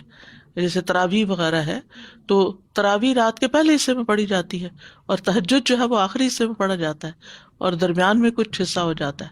ٹھیک ہے جی استاذہ جی، سورۃ المزمل میں آپ صلی اللہ علیہ وسلم کو جس طرح حکم ہوا تو اس وقت بہت تھوڑا قرآن نازل ہوا تھا. جی ہاں، رائٹ. اور جب آخر آپ کی عمر تھی تو ہم نے ابھی سنا کہ آپ صلی اللہ علیہ وسلم بیٹھ کے پڑھتے تھے، اور جب آپ کو رکوع کرنا ہوتا تھا تو آپ کھڑے ہو کے 30-40 آیات پڑھتے تھے. تو آئی واز تھنکنگ کہ ہم تو ایک رکعت میں کھڑے ہو کے بھی 30-40 آیات نہیں پڑھتے، دیکھ کے بھی نہیں پڑھتے. آپ صلی اللہ علیہ وسلم کے کمال کی کیا بات ہے. بالکل. یہ بڑھاپے میں بھی اسٹیمنا بھی بلڈ ہو جاتا ہے نا. ایک کام جو انسان ساری زندگی کرتا ہے، اچھے بڑھاپے کے لیے یہ ٹپ یاد رکھیں کہ جوانی میں عبادت کریں، جوانی میں کام کریں. جو کام آپ جوانی میں ریگولرلی کرتے ہیں نا، تو اللہ سبحانہ تعالیٰ بڑھاپے میں بھی توفیق دے دیتا ہے. آپ نے دیکھا ہوگا کہ کئی بزرگ لوگ جو ہوتے ہیں وہ جوانوں سے زیادہ عبادت کر رہے ہوتے ہیں، تو اس وقت لوگ عام طور پہ سمجھتے ہیں کہ شاید یہ بڑھاپے میں شروع ہوئے ہیں. ٹھیک ہے، کچھ لوگ بڑھاپے میں بھی شروع ہو سکتے ہیں، لیکن عموماً یہ ہوتا ہے کہ عادتیں جو پختہ ہو جاتی ہیں ساری زندگی جو کام کرتے کرتے، تو وہ پھر بڑھاپے میں آسان ہو جاتے ہیں. السلام علیکم. وعلیکم السلام. یہ سازا جی آپ نے بتایا تھا فقرأوا ما تیسر من القرآن، آپ نے بتایا تھا ابھی کہ یہ قیام اللیل ہی کہیں گے اس کو، من القرآن کو یعنی جی قرآن کا مطلب جی قرآن سے مراد کبھی کبھی نماز بھی ہوتی ہے، یعنی کہ جتنی بھی پڑھ سکیں. نبی صلی اللہ علیہ وسلم جو تھے وہ 11 رکعتیں جو ہیں ان سے کم یا زیادہ نہیں پڑھتے تھے، وہ 11 ہی پڑھا کرتے تھے. اور اس کی راویہ ہے حضرت عائشہ. حضرت عائشہ کے بارے میں آتا ہے کہ نبی صلی اللہ علیہ وسلم جب رات کو نماز پڑھتے تھے تو سجدے میں جاتے وقت آپ ان کے پاؤں کو ٹھوکا لگاتے تھے تو وہ پاؤں سمیٹ لیتی تھی، اور پھر جب آپ یعنی دوبارہ قیام کرتے تھے تو وہ پھر پاؤں پھیلا لیتی اور پھر اس طرح.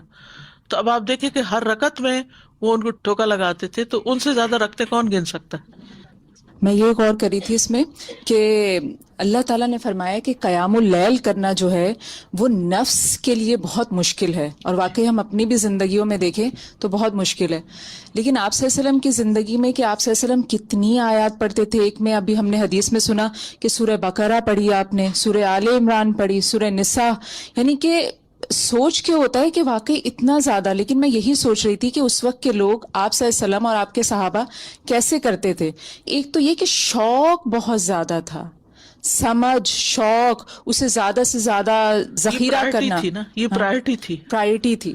اور ابھی آپ نے ہمارے اسی لیکچر میں مثال دی تھی آئس برگ کی، تو میں اسی لیے غور کری تھی کہ جس انسان کے اندر جتنی زیادہ ایمان کی جڑیں مضبوط ہوں گی اور اس کے دل میں ہوں گی، کیونکہ آئس برگ کا یہ ہوتا ہے نا کہ اوپر سے وہ نظر نہیں آ رہا تو آپ کو اتنا بڑا، لیکن وہ نیچے زیادہ ہوتا ہے. تو جتنی اس انسان کے اندر ایمان کی، توحید کی، اخلاص کی جڑیں مضبوط ہوں گی، اتنا ہی اس کے عمل کے اندر جو ہے نا وہ بڑھوتی آئے گی، اور اتنا ہی اس کا عمل مضبوط ہوگا، اور یہی چیز پھر جو ہے وہ ہمیں قیام اللیل پہ اسکائے گی اور ہمیں اٹھائے گی. جی ہاں. اور صحابہ جو تھے ابتدا میں سب کے لیے قیام اللیل فرض تھا. پھر 1 سال بعد جو یہ آیتیں دوسری نازل ہوئیں، سورۃ المزمل کا آخری حصہ، انہوں نے پہلے حصے کو منسوخ کیا. یعنی ایک واحد سورت ہے قرآن کی جس کے اندر ہی پہلے حصے کو بعد کے حصے نے منسوخ کیا، اور پھر نبی صلی اللہ علیہ وسلم کے لیے صرف یہ فرض کے درجے میں رہ گیا، باقی امت کے لیے پھر یہ نفل ہو گیا. یعنی جس کو سورت بنی اسرائیل کی آیت میں بھی آتا نا نافلۃ لک، یعنی یہ آپ کے لیے ایکسٹرا چیز ہے، یعنی نبی صلی اللہ علیہ وسلم کے لیے، باقی امت کے لیے یعنی چوائس ہے، لیکن پسندیدہ ترین عبادت ہے. فرض نمازوں کے بعد جو سب سے پسندیدہ نماز ہے وہ رات ہی کی نماز ہے. السلام علیکم. سادہ آن لائن لوگوں میں سے ایک کوشچن آیا، میں نے کہا جیسے آپ نے کہا کہ جو باجماعت عشاء کی نماز پڑھے اور فجر کی بھی باجماعت پڑھے تو اس کے لیے پوری رات قیام کا ثواب ہے. تو نے پوچھا کہ ہم خواتین تو باجماعت نہیں پڑھتی، تو ہمارے لیے کیا ہے کہ پوری رات کا ثواب؟ اچھی سی نماز پڑھیں. دیکھیں خواتین جو کام گھر میں کرتی ہیں نا ان کو ویسا ہی ثواب مل جاتا ہے جو مرد حضرات باہر جا کے کرتے ہیں، اگر وہ حسن معاشرت رکھتی ہیں اور اپنی فرائض کو اچھی طرح انجام دیتی ہیں. السلام علیکم. وعلیکم السلام. آپ نے بھی کہا کہ ہم نماز پڑھیں تو تکرار کر سکتے ہیں صورتوں کی، تو یہ صورت صرف تہجد کے لیے ہوگی یا عام دن بھر کی نمازوں میں بھی کیا جا سکتا ہے؟ تہجد کے لیے ہے بیسیکلی. استاذہ جی خواتین جو ہیں صبح میں اور رات میں 100 آیتوں والی نماز پڑھے نا، اور وہ ہے سورت نبا، سورت نازیات اور القاریہ، تو بس پھر میرے دل مطمئن ہو جاتا ہے. صحیح. اور ایک اور چیز یہ ہے کہ قرآن کے ساتھ آواز کو خوبصورت بنانا چاہیے.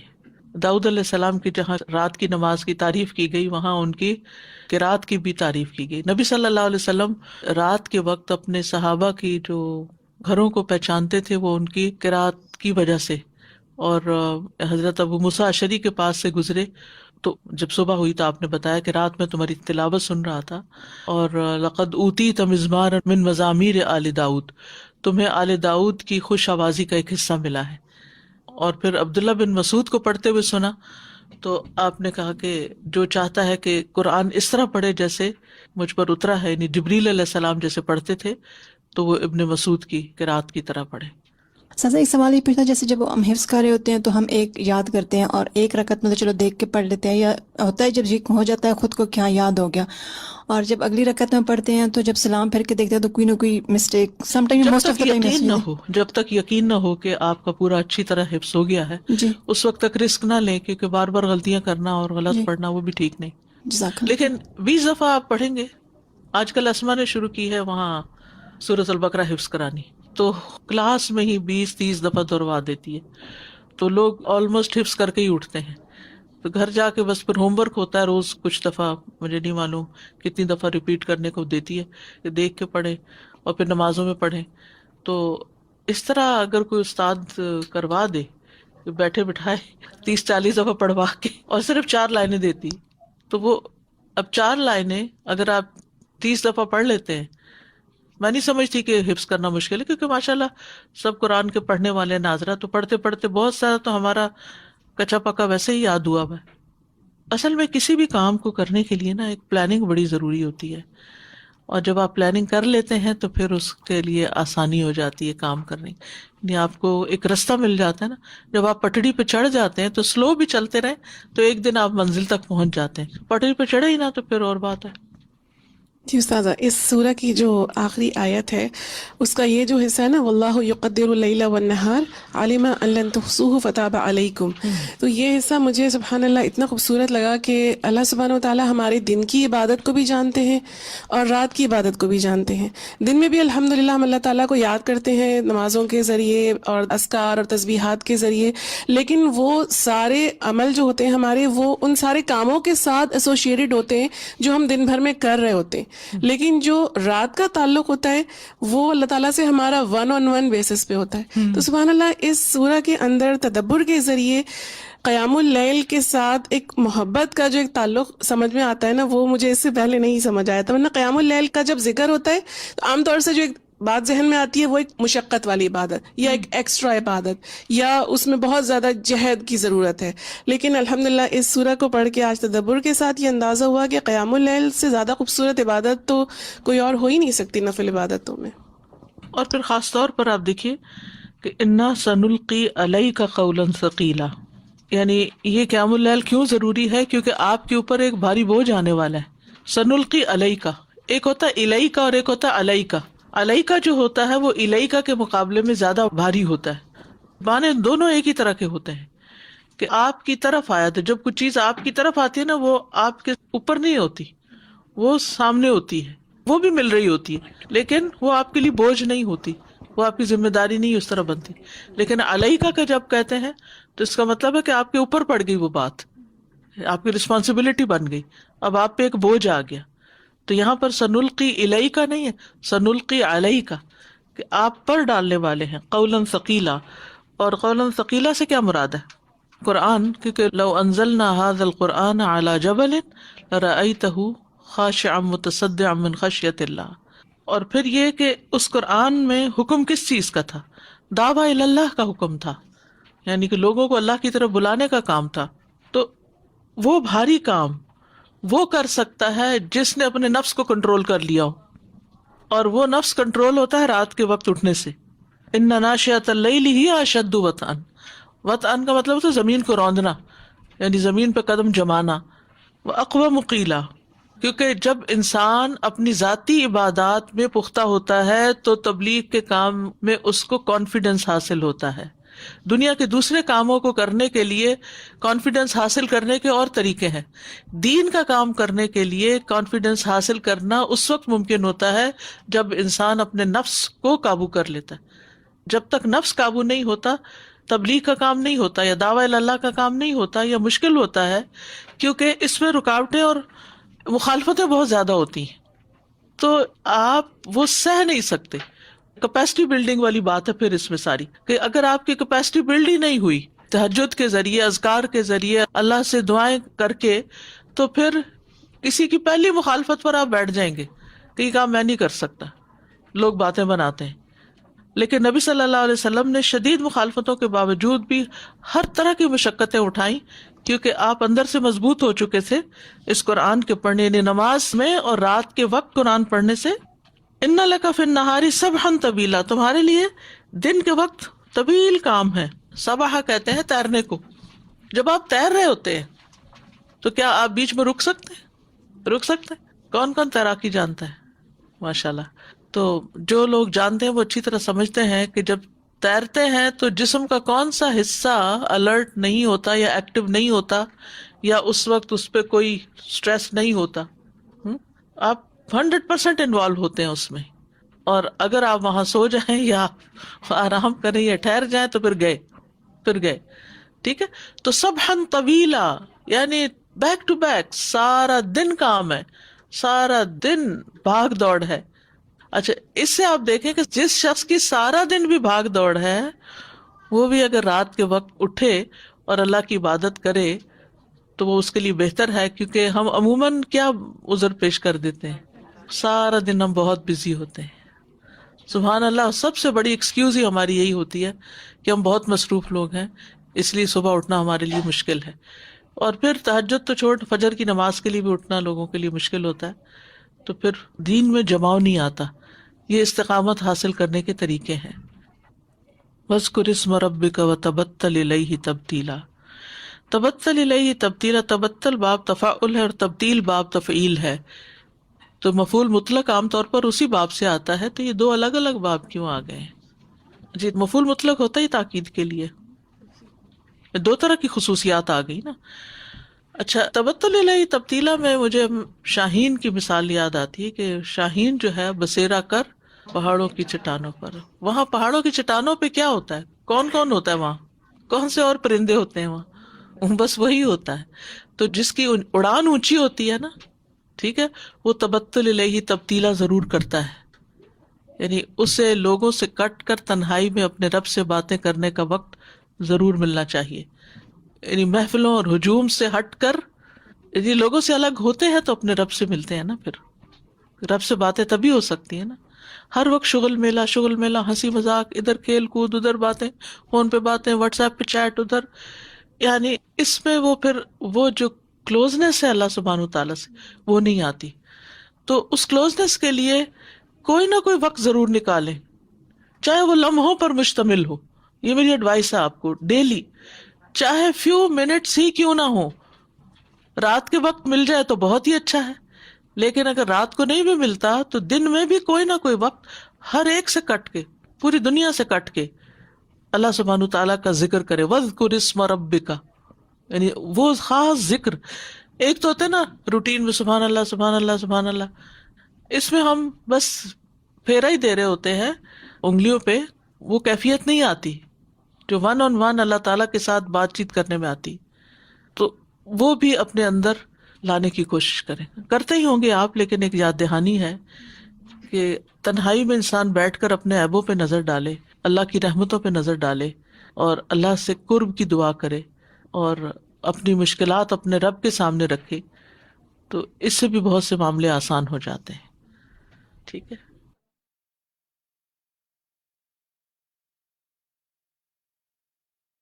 اللہ اکبر اللہ اکبر اللہ اکبر لا الہ الا اللہ. السلام علیکم ورحمۃ اللہ وبرکاتہ.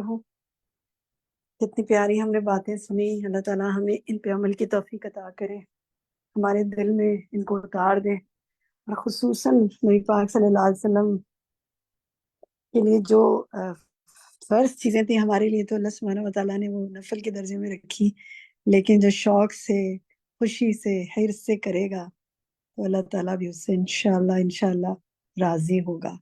اللہ تعالیٰ کی بہت ہم پر عنایت ہے کہ اس نے ہمیں اتنے اچھے طریقے اپنے نبی کے ذریعے عبادت کے سکھائے, اپنی عبادت کے. تو جناب دیکھتے ہیں کہ آج ہم نے پڑھا الوقفات التدبریہ میں کچھ چیزوں کو, سوالات ہمارے, جواب آپ کے. پہلا سوال آپ سے یہ ہے, بسم اللہ الرحمن الرحیم, کہ اللہ تعالیٰ نے جھٹلانے والوں کو اولی النعمہ کیوں کہا گیا, اس وقت سے بیان کیا ہے, کیوں بیان کیا ان کے لیے, اور اس کا فائدہ کیا ہے؟ اولی النعمتی کہا نا, تو کیا فائدہ ہے؟ عنبر ملک آپ بتائیں گی یہ بات کیوں آئی ہے نعمتوں والے؟ इनको नेमतें अता हुई? अमर मलिक? अच्छा चले, मैं किसी और साथी से पूछती हूँ। जरीन गुल, आप बताइए। जी, इनको नेमतें दी गई, फिर भी इन्होंने अपनी नेमतों पे तकब्बुर किया तो और फिर झुटलाया। तो ये क्या है कि क्या अ, क्या बताया जा रहा है उनको? तो उनको छोड़ दें। वज़रनिल मुकज़्ज़िबीन, झुटलाने वालों को धमकी दी जा रही है क्या धमकी दी जा रही है, बताइए। कि उनको अपने तकब्बुर की वजह से हालत की वुसअत और धमकी है कि वो हस्ती जिसने उन्हें ये कहा कि छोड़ दियो झुटलाने वालों को, और उनसे ये नेमतें अनकरीब ज़ाइल कर दी जाएंगी, शाबाश, ऐश यानी खत्म कर दी जाएगी। माशाल्लाह, अगर वो अपनी जिद नहीं छोड़ेंगे तो फिर अल्लाह ताला भी नेमतें जब चाहे छीन ले। वापस बिल्कुल ले। ठीक कहा आपने, बारकाल्लाह फीक। नेक्स्ट देखते हैं। इसमें जो बात आई थी कि फिरौन और मूसा अलैहिस्सलाम की मिसाल बयान करने को क्यों मुंतखब किया गया, आप देखिए मूसा अलैहिस्सलाम का किस्सा बहुत ज्यादा आता है ना कुरान में, तो क्यों? सिद्रा इरफान, आप बताएंगी? जी, दोनों में जो फिरौन थे और जो ये कुफारे मक्का थे, उनमें कॉमन एक वो थी कि वो दोनों तकब्बुर करते थे। जो फिरौन था वो भी तकब्बुर करता था, जो कुफारे मक्का थे वो भी तकब्बुर करते थे। तो इस वजह से उनको उनकी मिसाल जो है ना, उनको अहले मक्का को दी गई है कि आप लोग इनसे समझो और मतलब इसको खत्म कर दो आप। क्योंकि वो गैरुल्लाह की ठीक इबादत है। भी करते थे और तकब्बुर करते थे। दो चीजें थी जो दोनों में कॉमन और थी। एक और थी ना, गैरुल्लाह की यानी इबादत करते थे और तकब्बुर था, तो फिर उन्होंने रसूल के साथ क्या मामला किया? जी सिद्रा, रसूल के साथ क्या? जी। मूसा अलैहिस्सलाम के साथ उन्होंने क्या किया और कुफारे मक्का नबी सल्लल्लाहु अलैहि वसल्लम के साथ क्या किया? कि जब हजरत मूसा अलैहिस्सलाम जब दीन की तबलीग करते थे तो वो उनकी बातों को झुठलाते थे। और अहले मक्का ने भी यही किया कि जब आप सल्लल्लाहु अलैहि वसल्लम उन्हें दीन का पैगाम देते थे तो वो उनकी बातों को मतलब मजाक में लेते और उनकी बातों को सीरियस नहीं लेते थे। तो इस वजह से उनको शाबाश, इन झुटला दोनों दिया, दोनों झुटलाया, दावत को नहीं माना और रसूलों को झुटलाया, बिल्कुल एक जैसी हरकतें की। जज़ाकल्लाह खैरन कसीरा, तकब्बुर की यही अलामत है कि बतरुल हक, हक को झुटला देना। बिल्कुल ठीक। नेक्स्ट देखते हैं। नेक्स्ट जो हमारे पास सवाल है कि इस आयत करीमा को अल्लाह ताला के इस फरमान के साथ शुरू करने की क्या मुनासबत है? ये जो है ना, इन्ना रब्बका यअलमु अन्नका तक़ूम, तो रज़िया सुल्तान बताएंगी क्या मुताबिकत है? अस्सलाम वालेकुम। जी, शुरू में इस कलाम के शुरू में आप सल्लल्लाहु अलैहि वसल्लम को क़याम करने की ताकीद की गई है और इस वजह से कि अल्लाह ताला ने इसमें आपकी तारीफ की है, क्योंकि आप सल्लल्लाहु अलैहि वसल्लम जो है क़याम जो है दिल से करते थे और दिल से इस काम का एहतमाम करते थे और अल्लाह की बारकल्लाहु फीक। बिल्कुल अच्छी तरह आप लोगों ने माशाल्लाह सुना है और समझा है। अल्लाह ताला आप सब के इल्म अमल में बरकत करे। जिनको अभी बात समझने में कोई कमी रह गई है वो इंशाल्लाह दोबारा सुन के समझ लेंगे इंशाल्लाह। चलें जी, नेक्स्ट देखते हैं। बहुत ही आसान सा सवाल है कि ये जो आयत करीमा है इसके अंदर क़यामुल लैल तर्क करने के यानी तर्क से मुराद ये है कि उसको वाजिब तो नहीं किया गया ना हम पर, जैसे मैंने बात की कि नफल ही रखा गया, लेकिन नबी सल्लल्लाहु अलैहि वसल्लम पर तो तहज्जुद की नमाज फर्ज कर दी गई थी। तो ये तीन उज़र क्या बयान किए गए हैं? जी फरहत तस्नीम बताएं। फरहत बताइए। हाँ, इसमें इसलिए उज़र बयान किए थे, तीन चीजों के थे। एक तो बीमारी और एक तिजारत और एक जहाद। मतलब कुछ लोग जो होंगे वो सफर कर रहे होंगे और कुछ लोग मुसाफिर होंगे और कुछ लोग जो जंग में शिरकत कर रहे होंगे और कुछ लोग जो जज़ाकल्लाह इनमें खैर, बीमार भी बिल्कुल होंगे। जवाब बता दिया आपने। जज़ाकल्लाह खैर, बारकल्लाह फीक। ठीक है जनाब, बिल्कुल सही। अच्छा, आखिरी क्वेश्चन पूछती हूँ और उसके बाद आपके रिफ्लेक्शंस लूंगी। ये जो बात है कि इसके इख्तिताम पर जो अल्लाह इन्नल्लाह गफूरुर रहीम आया है, इस इख्तिताम पर वस्तगफिरुल्लाह कहकर आखिर में अपनी जो से अल्लाह ताला ने साफ बात बयान की, तो क्या मुताबिकत है इनमें?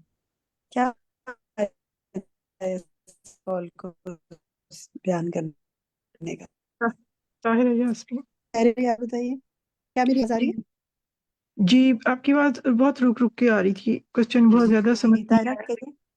جی اس میں جو غفور الرحیم اللہ تعالیٰ کی یہ دو جو سامنے صفات. سوال لکھا ہے نا, ہاں جی ہاں جی ہاں جی, اس میں غفور الرحیم جو دو صفات اللہ تعالیٰ کی بیان کی گئی ہیں, اس کا مقصد یہ ہے کہ رغبت دلانا ہے لوگوں کو, ابھارنا ہے استغفار پر. شاباش, بالکل, تم استغفار کرتے رہو, اللہ بخشنے والا ہے, غفور الرحیم ہے. جزاک اللہ خیر, بالکل درست. چلیں جی اب آپ کے ریفلیکشنز لیتے ہیں. سورۃ المزمل ہم نے مکمل کی ہے, تو بتائیے کیا سیکھا, کیا سمجھ میں آیا. ایمان دانش کہیے. جی بھائی جی, بہت سی چیزیں, بہت سے کوشچنس کے آنسرز مل گئے آج. بہت سی چیزیں دماغ میں چل رہی تھیں, ایسا لگا ساری باتوں کے جواب آج اللہ تعالیٰ نے مجھے دے دیے. اور مثلاً کوئی ایک ایک بات بتائیں جس کا جواب ملا. یہ غیبت کے متعلق, جیسے استاذہ نے ابھی لاسٹ میں ایک بات کی نا کہ بڑوں سے آپ کبھی کبھی بڑوں کی محفل میں بیٹھے ہوتے ہیں اور آپ نہیں چاہ رہے غیبت کرنا یا سننا, لیکن آپ ان کو ٹوک نہیں سکتے. تو میں بہت پریشان ہوئی تھی اس چیز کو دیکھ لے کے نا, کہ میں کیا کروں ایسی محفل میں, اور اس وقت وہ لوگ ایسے جن کے ساتھ میں کچھ بھی نہیں کر سکتی. تو مجھے آج اتنا اچھا لگا کہ اللہ تعالیٰ نے رخصت دی ہے کہ ہم اس کو ایک آرام سے اور اپنے عمل کے ذریعے ہم ان کو بدل سکتے ہیں اس کے اندر. انشاءاللہ. بس شامل اور نہیں ہونا, اس رو میں نہیں بہنا, جی دل میں برا سمجھنا ہے. اگر زبان, وہ ایمان کے 3 درجے نا, ہاتھ سے روکو زبان, ورنہ زبان سے روکو, ورنہ دل میں برا سنو, اور پھر دل دل میں تو برا بری جانا. لگتی ہے نا, بندہ اٹھ جاتا ہے وہاں سے, ہاں. بات ہی اور پلٹ ایک دیتی چیز باجی میں اور شیئر کرنا ہے. چاہتی جی تھی کہ ہم اتنی بحث کرتے ہیں قرآن کے اندر نا, جو بحث کرنے والے ہیں کہ یہ کیسے نازل ہوا, اس کی ترتیب کس کی طرف سے ہے, اس کا یہ صورتوں کی ترتیب کس کی طرف سے, یہ ہے وہ ہے, بڑی بحث کرتے ہیں. لیکن اب جب ہم پڑھ رہے ہیں نا قرآن کو, جیسے میں تدبر آن سائٹ بھی کر رہی ہوں 22ویں پارے کا, اور یہ بھی ہم کر رہے ہیں آن لائن. تو ابھی ہم نے لاسٹ وہاں پہ جب سورہ احزاب کے بعد سورہ سبا آئی نا, تو آخری آیتوں کا ربط اور سورہ سبا کی پہلی آیتوں کا ربط آپس میں اتنا خوبصورتی سے ملتا ہے نا, کہ بندہ کہتا ہے یہ اس کے بعد ہی ہونی تھی. اور ابھی جب ہم نے سورہ مزمل پڑھی تو سورہ جن میں جیسے آیا لاسٹ میں, کہ اس کے سورت کے اندر آیا کہ جن ہمارا قرآن سنتے ہیں, فرشتے ہمارا قرآن سنتے ہیں. اس کے شروع میں ہی اللہ تعالیٰ نے ہمیں کہہ دیا کہ ترتیب سے قرآن پڑھو, خوبصورتی سے قرآن کو پڑھو, کیونکہ وہ سن رہے ہیں نا. تو میں نے اس کو اتنا لنک کیا آپس میں کہ کتنا خوبصورت ہے. اگر ہم صرف اسی کے اوپر غور کر لینا قرآن کی کتاب کو کھول کے, تو ہمیں بحثیں کرنی ہی نہ پڑیں بلا وجہ کی, اور ہم پڑھنے کے بجائے بحث کو زیادہ ترجیح دیتے ہیں. بہت اچھا ریفلیکشن ہے, بالکل صحیح کہہ رہی ہیں کہ ہمیں بحث سے تو پھر بات بحث میں ہی چلی جاتی ہے نا, کوئی سنتا ہی نہیں ہے. تو انشاءاللہ جی اللہ تعالیٰ ہمیں حکمت عطا فرمائے. آمین. جزاک اللہ خیر.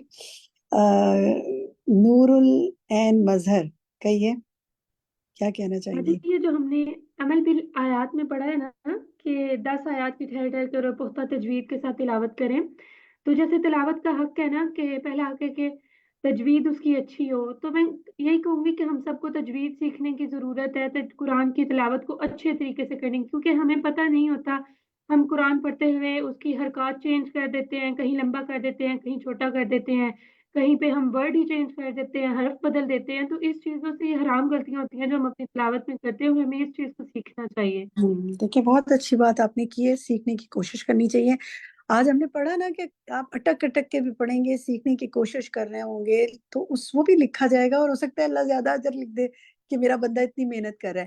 میں ایک ٹپ بتاتی ہوں آپ کو. چلیے میں یسٹرڈے وینسڈے کو میرا ہوم کلاس ہوتی ہے, اس میں جو ہیں لیڈیز ہیں, وہ ینگ بھی ہیں, بڑی بھی ہیں.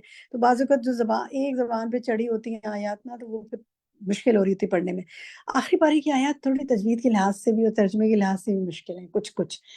تو اس میں 28ویں پارے میں ان کو پڑھا رہی ہوں, تو ایک میں اب یہ کرتی ہوں کہ میں ہر ہفتے ان کو ایک آیت دیتی ہوں, اور ساتھ کہتی ہوں کہ لرن قرآن سے آپ میں سے ہر ایک نے, کیونکہ اتنا ٹائم نہیں نکال پاتے وہ لوگ کہ کہیں جا کے سیکھیں, تو گھر بیٹھے کیسے سیکھ سکتے ہیں. پھر آگے وہ مجھے سناتے بھی ہیں, لیکن آن لائن بھی آپ سیکھ سکتے ہیں, آپ کے اوپر ہے. لیکن ان کی حالات ایسے ہیں, ان کے مطابق میں نے ان کو دیا ہوم ورک. لرن قرآن سے, try it is very beneficial. Learn Quran app سے قاری ایمن کی تجوید ایک آیت کی چوز کر لیں, تجوید سنیں, اس میں دیکھیں وہ قلقلہ کیسے کر رہے ہیں, مد کیسے کر رہے ہیں, اخفا کیسے کر رہے ہیں, کہاں وقوف کر رہے ہیں, کہاں رک رہے ہیں, کس لفظ کو پر پڑھ رہے ہیں. اور اس کے بعد کس کو باریک پڑھیں وہ مارک کر لیں، اور اس کے بعد اپنی آواز میں اس کو سن کر اسی طرح اپنی آواز میں ریکارڈ کریں، پھر اپنی تجوید سنیں، ایک بار پھر دوبارہ قاری ایمن کی تجوید سنیں۔ قاری Ayman is best for learning if you want learn تجوید، بہت ابراہیم الاخضر، قاری ایمن، لرن قرآن میں سب کی تلاوتیں موجود ہیں، قرآت موجود ہے، اور آج بھی استاذہ نے قاری ایمن کا ذکر کیا نا، ہی از ویری گڈ اگر آپ اس سے سیکھنا چاہتے ہیں، سلو پڑھتے ہیں۔ اس کے بعد یعنی آپ نے پھر ریکارڈ کیا، سنا، پھر دوبارہ قاری ایمن کو سنا، اور پھر آپ نے اپنی آیت کو سنا۔ بلیو می، میں نے پچھلے ویک کے ان کو دیے آیت 28ویں پارے کی، جو کہ غنہ کی پریکٹس کے لیے بیسٹ ہے۔ اتنی مشکل اس کی تجوید یعنی عموماً لوگوں کو لگتی ہے، اس چیز کو وہ کر آئے، اور 2 اسٹوڈنٹ سے جب تجوید سنائی وہ اتنی اچھی تھی، اور اس سے پہلے ان کی اتنی غلطیاں تھیں، تو محنت ضائع نہیں جاتی۔ جزاک اللہ خیر، ضرور، بہت ہی اچھا میری پیاری بہن نے میری ساتھی نے بات بتائی ہے کہ آپ نے محنت کرنی ہے انشاءاللہ۔ مہرین سے آپ کہیے جی السلام علیکم ورحمۃ اللہ کیا کہنا وبرکاتہ۔ چاہتی ہیں؟ جی میں نے قیام اللیل کی اہمیت وعلیکم اس سے پتہ السلام۔ چلی آج کے لیسن میں۔ مطلب قیام اللیل کا میں یہ سمجھتی تھی کہ صرف تہجد کی ہم نے نماز پڑھ لی تو وہ قیام اللیل میں شامل ہے، لیکن آج میرے نالج میں اضافہ ہوا کہ اگر ہم صرف اٹھے بھی ہیں، جیسے کہ رات کو اٹھنا، وہ ہمارا قیام اللیل میں شامل ہو جائے گا۔ بستر سے اٹھ کر آپ نے دعا پڑھی، وضو کیا، ذکر اذکار کیے، دعا استغفار، یہ ساری چیزیں پڑھنا، قرآن پڑھنا، یہ سب کچھ قیام اللیل میں شامل ہو جائے گا۔ تو الحمدللہ کتنا اللہ تعالیٰ نے مطلب یہ لکھا ہوا، ہمارا ایک ایک لمحہ بھی یہ عبادت میں شامل ہو جائے گا، کہ ہم صرف نیت بھی کر رہے ہیں، اٹھ رہے ہیں، اور یہ ساری چیزیں تو کتنا خوبصورت، مجھے بہت مطلب اچھا لگا یہ اللہ میرے تعالیٰ ذہن توفیق عطا فرمائے۔ آج آپ نے میں۔ آپ کو ہوم ورک دیے ہیں قیام اللیل کے حوالے سے؟ الحمدللہ آج ہم نے آپ کو ہوم ورک دیے ہیں قیام اللیل کے حوالے سے، انشاءاللہ آپ ضرور کریں گے۔ ثنا جواد آپ کہیے۔ ثنا جواد۔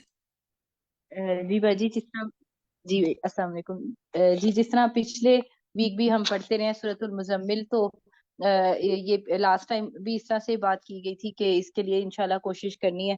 تو ابھی صبح میں اپنی دیورانیوں میں ہم بات کر رہے تھے، تو آپ نے آج ہی دونوں نے اس چیز کا عہد کیا تھا کہ انشاءاللہ ایک دوسرے کو جگانا ہے، اگر میں نہ اٹھی تو وہ جگا دیں گے، اس طرح۔ تو وہ ابھی یہ ہے کہ اس صورت میں تو بار بار یعنی کوشش پچھلے ہفتے بھی الحمدللہ رہی، تو یہ ہے کہ اللہ تعالیٰ بہت مہربان ہے، وہ اپنے بندوں کی کمزوریاں بھی جانتے ہیں، لیکن موٹیویشن کی ضرورت ہوتی ہے۔ ہم عورتیں اپنے آپ کو وہ کہتے رہتے ہیں نہیں ہم بچوں کی وجہ سے، تو اس وجہ سے ہم نہیں اٹھ سک رہے، لیکن یہ ہے کہ کوشش ضرور کرنی چاہیے۔ اللہ تعالیٰ یعنی دن کے اوقات میں بھی ہمارے جو اگر دن میں ہم ذکر اذکار کرتے ہیں، عشاء کی نماز بھی پڑھتے ہیں، تو تب جزاک اللہ رات کو اٹھنا آسان ہو جاتا ہے۔ خیر، آپ کی بات سمجھ میں آ گئی۔ انشاءاللہ میں کسی اور ساتھی سے بھی ابھی لے لوں ریفلیکشن، لیکن اس سے پہلے ایک بات کہوں گی، جو ثنا نے بات کی وہ بہت اہم ہے، اسی لیے دیکھیں ہم آپ کو ہر ہفتے ہوم ورک دیتے ہیں۔ اگر آپ صرف انہیں کو پکڑ لیں نا، ان ہوم ورکس کو کر لیں، تو انشاءاللہ کے لیے، اور میں پوچھتی ہوتی ہوں شروع میں، تو میں انشاءاللہ پوچھوں گی۔ سعدیہ خالد جی میم، آج کی بس وہی ہے کہ جیسے سب بہنیں خالد کہہ رہی ہیں کہ قیام، جی جی میری آواز آ رہی ہے؟ جی آواز آ رہی ہے میری؟ جس کا مائک بھی کھل جائے، سعدیہ جی جی آپ جی میں بات کر رہی ہوں، جی میں بات کر رہی ہوں۔ مجھے بھی قیام اللیل سے متعلق بہت ہی کنفیوژنس میری دور ہوئی ہیں، جو کہ میرے ذہن میں بہت چلتی تھیں، اور الحمدللہ آج ان کے بہت سارے سوالوں کے جواب ملے۔ مجھے ذرا یہ پوچھنا تھا کہ یہ اب استاذہ نے کہا کہ 11 رکعت ادا کریں، تو یہ تھوڑا سا مجھے کنفیوژن ہو رہی تھی، یہ تھوڑا سا ایکسپلین کیجیے گا مجھے۔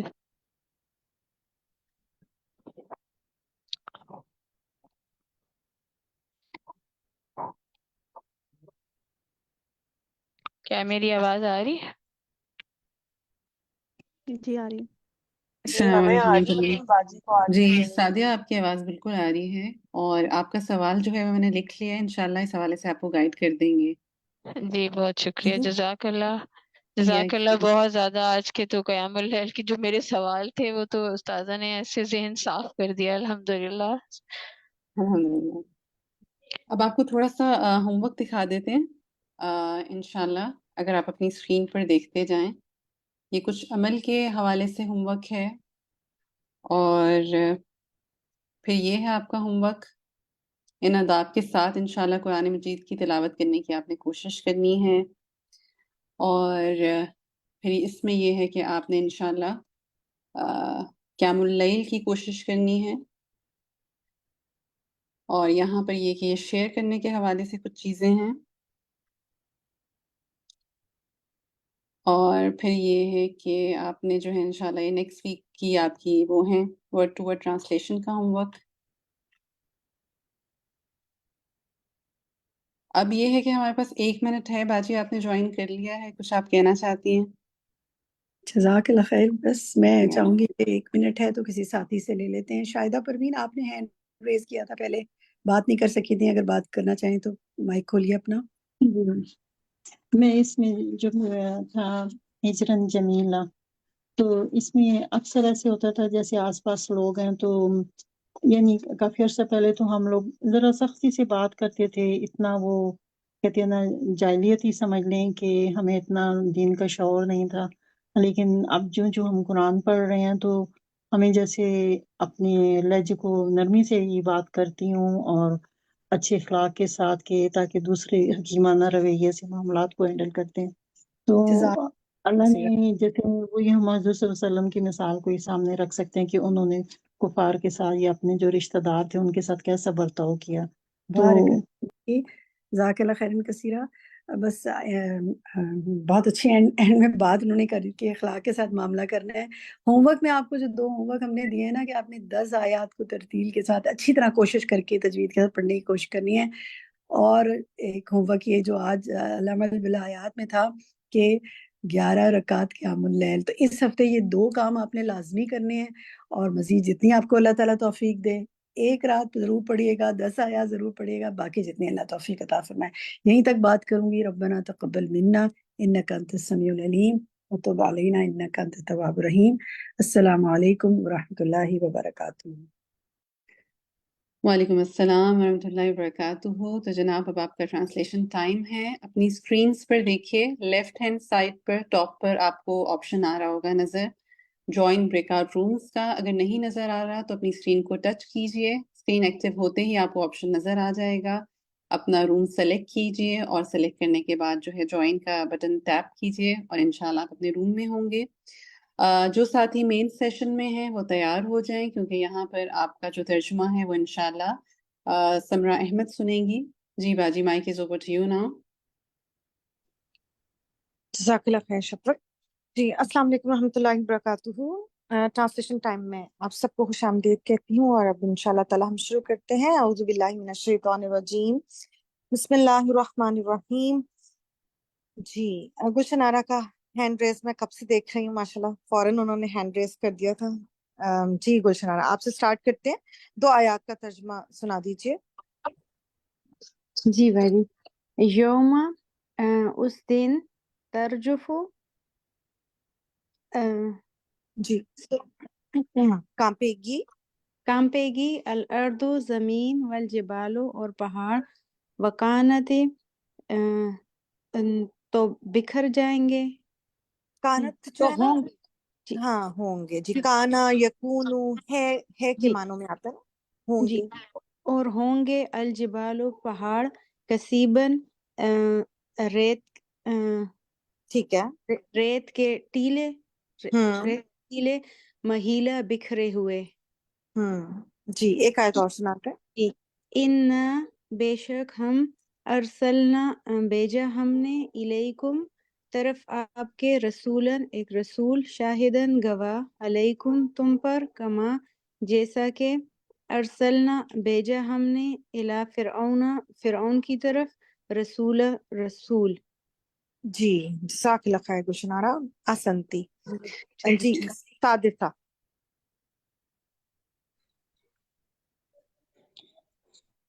वअसा तो नाफरमानी की फिरऔन ने अर रसूला इस रसूल की, फअखज़नाहु तो पकड़ लिया हमने इसे, अख्तन पकड़ना, कबीलन सख्त। आगे मैडम स्लाइड।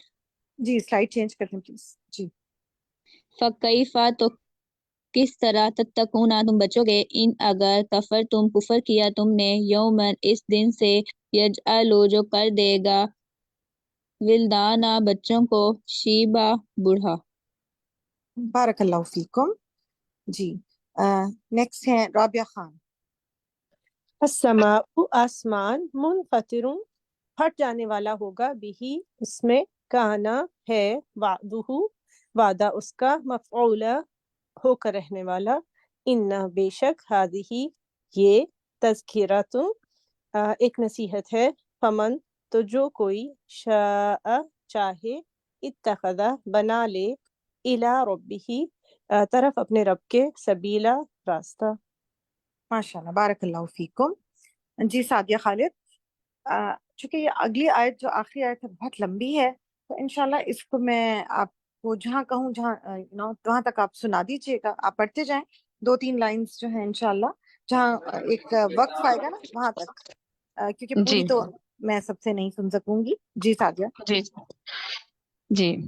इन्ना बेशक रब्बा का रब आपका यालमु वो जानता है अन्ना का बेशक आप तक़ूमु आप कयाम करते हैं अदना करीब मिन सुलु से ये 2/3 अल्लैली रात का वनिस्फहु और आधा वसुलुसहु और 1/3 उसका वतौइफतुम और एक ग्रोह मिनल लजीना उन लोगों में से माक आपके साथ हैं वल्लाहु और अल्लाह युक़द्दिरु वो अंदाजा रखता है अल्लैला रात का वन नहार और दिन का आलिमा वो जानता है अन के लन हरगिज नहीं तुहसूहु तुम शुमार ना कर सकोगे फतावा तो वो मेहरबान हुआ अलैकुम तुम पर फकरऊ पस पढ़ो माँ जो तयस्सरा जो आसानी हो मिनल कुरान में से चलिए सादिया अलिमा बारकल्लाहु फीकुम। अल्हम्दुलिल्लाह, आप कोई और ज्वाइन कर लेगा। जज़ाकल्लाह खैर। जी जी फरहत।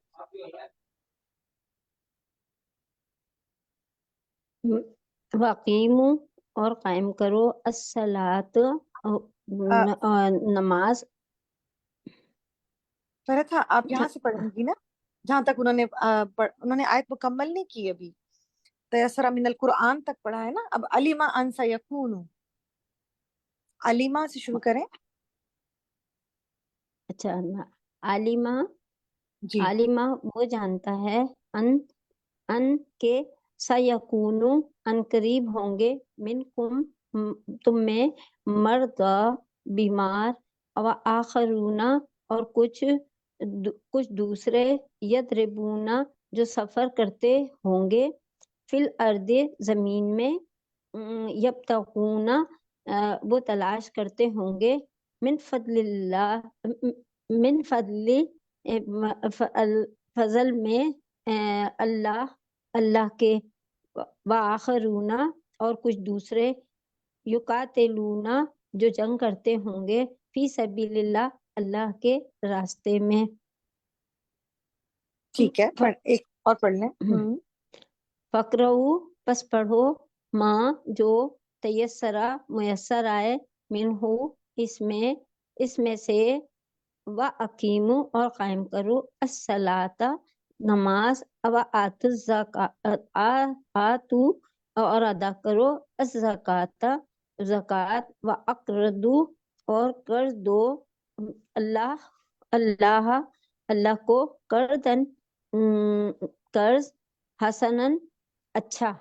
जी जज़ाकल्लाह खैर, आसन थी फरहत जी। उसके बाद हमारे साथ हैं राबिया खान।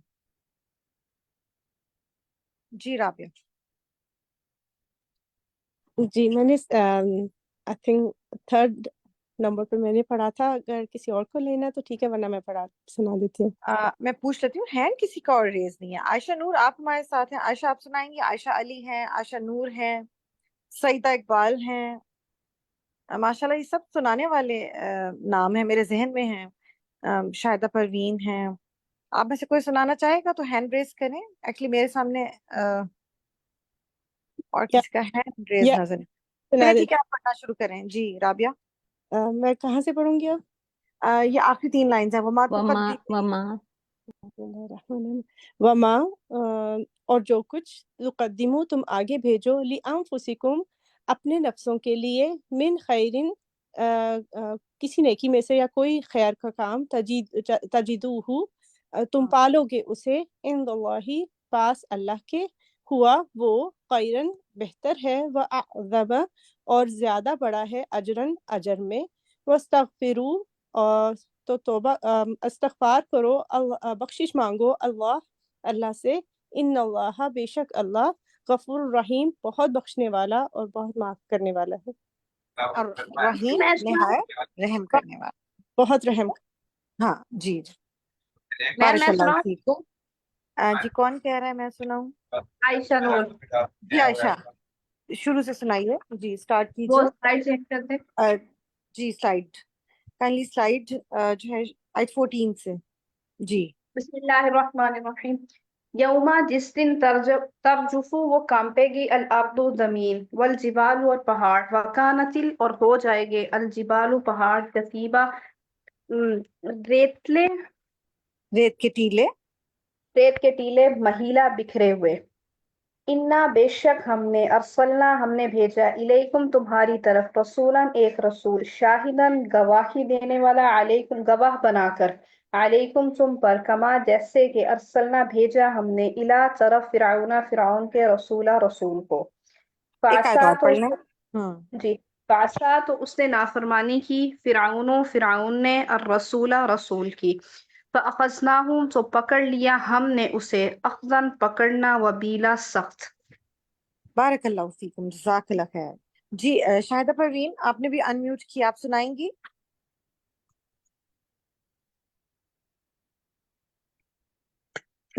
سوری وہ مجھے نا ایسے یاد نہیں ہوتا ہے زبانی.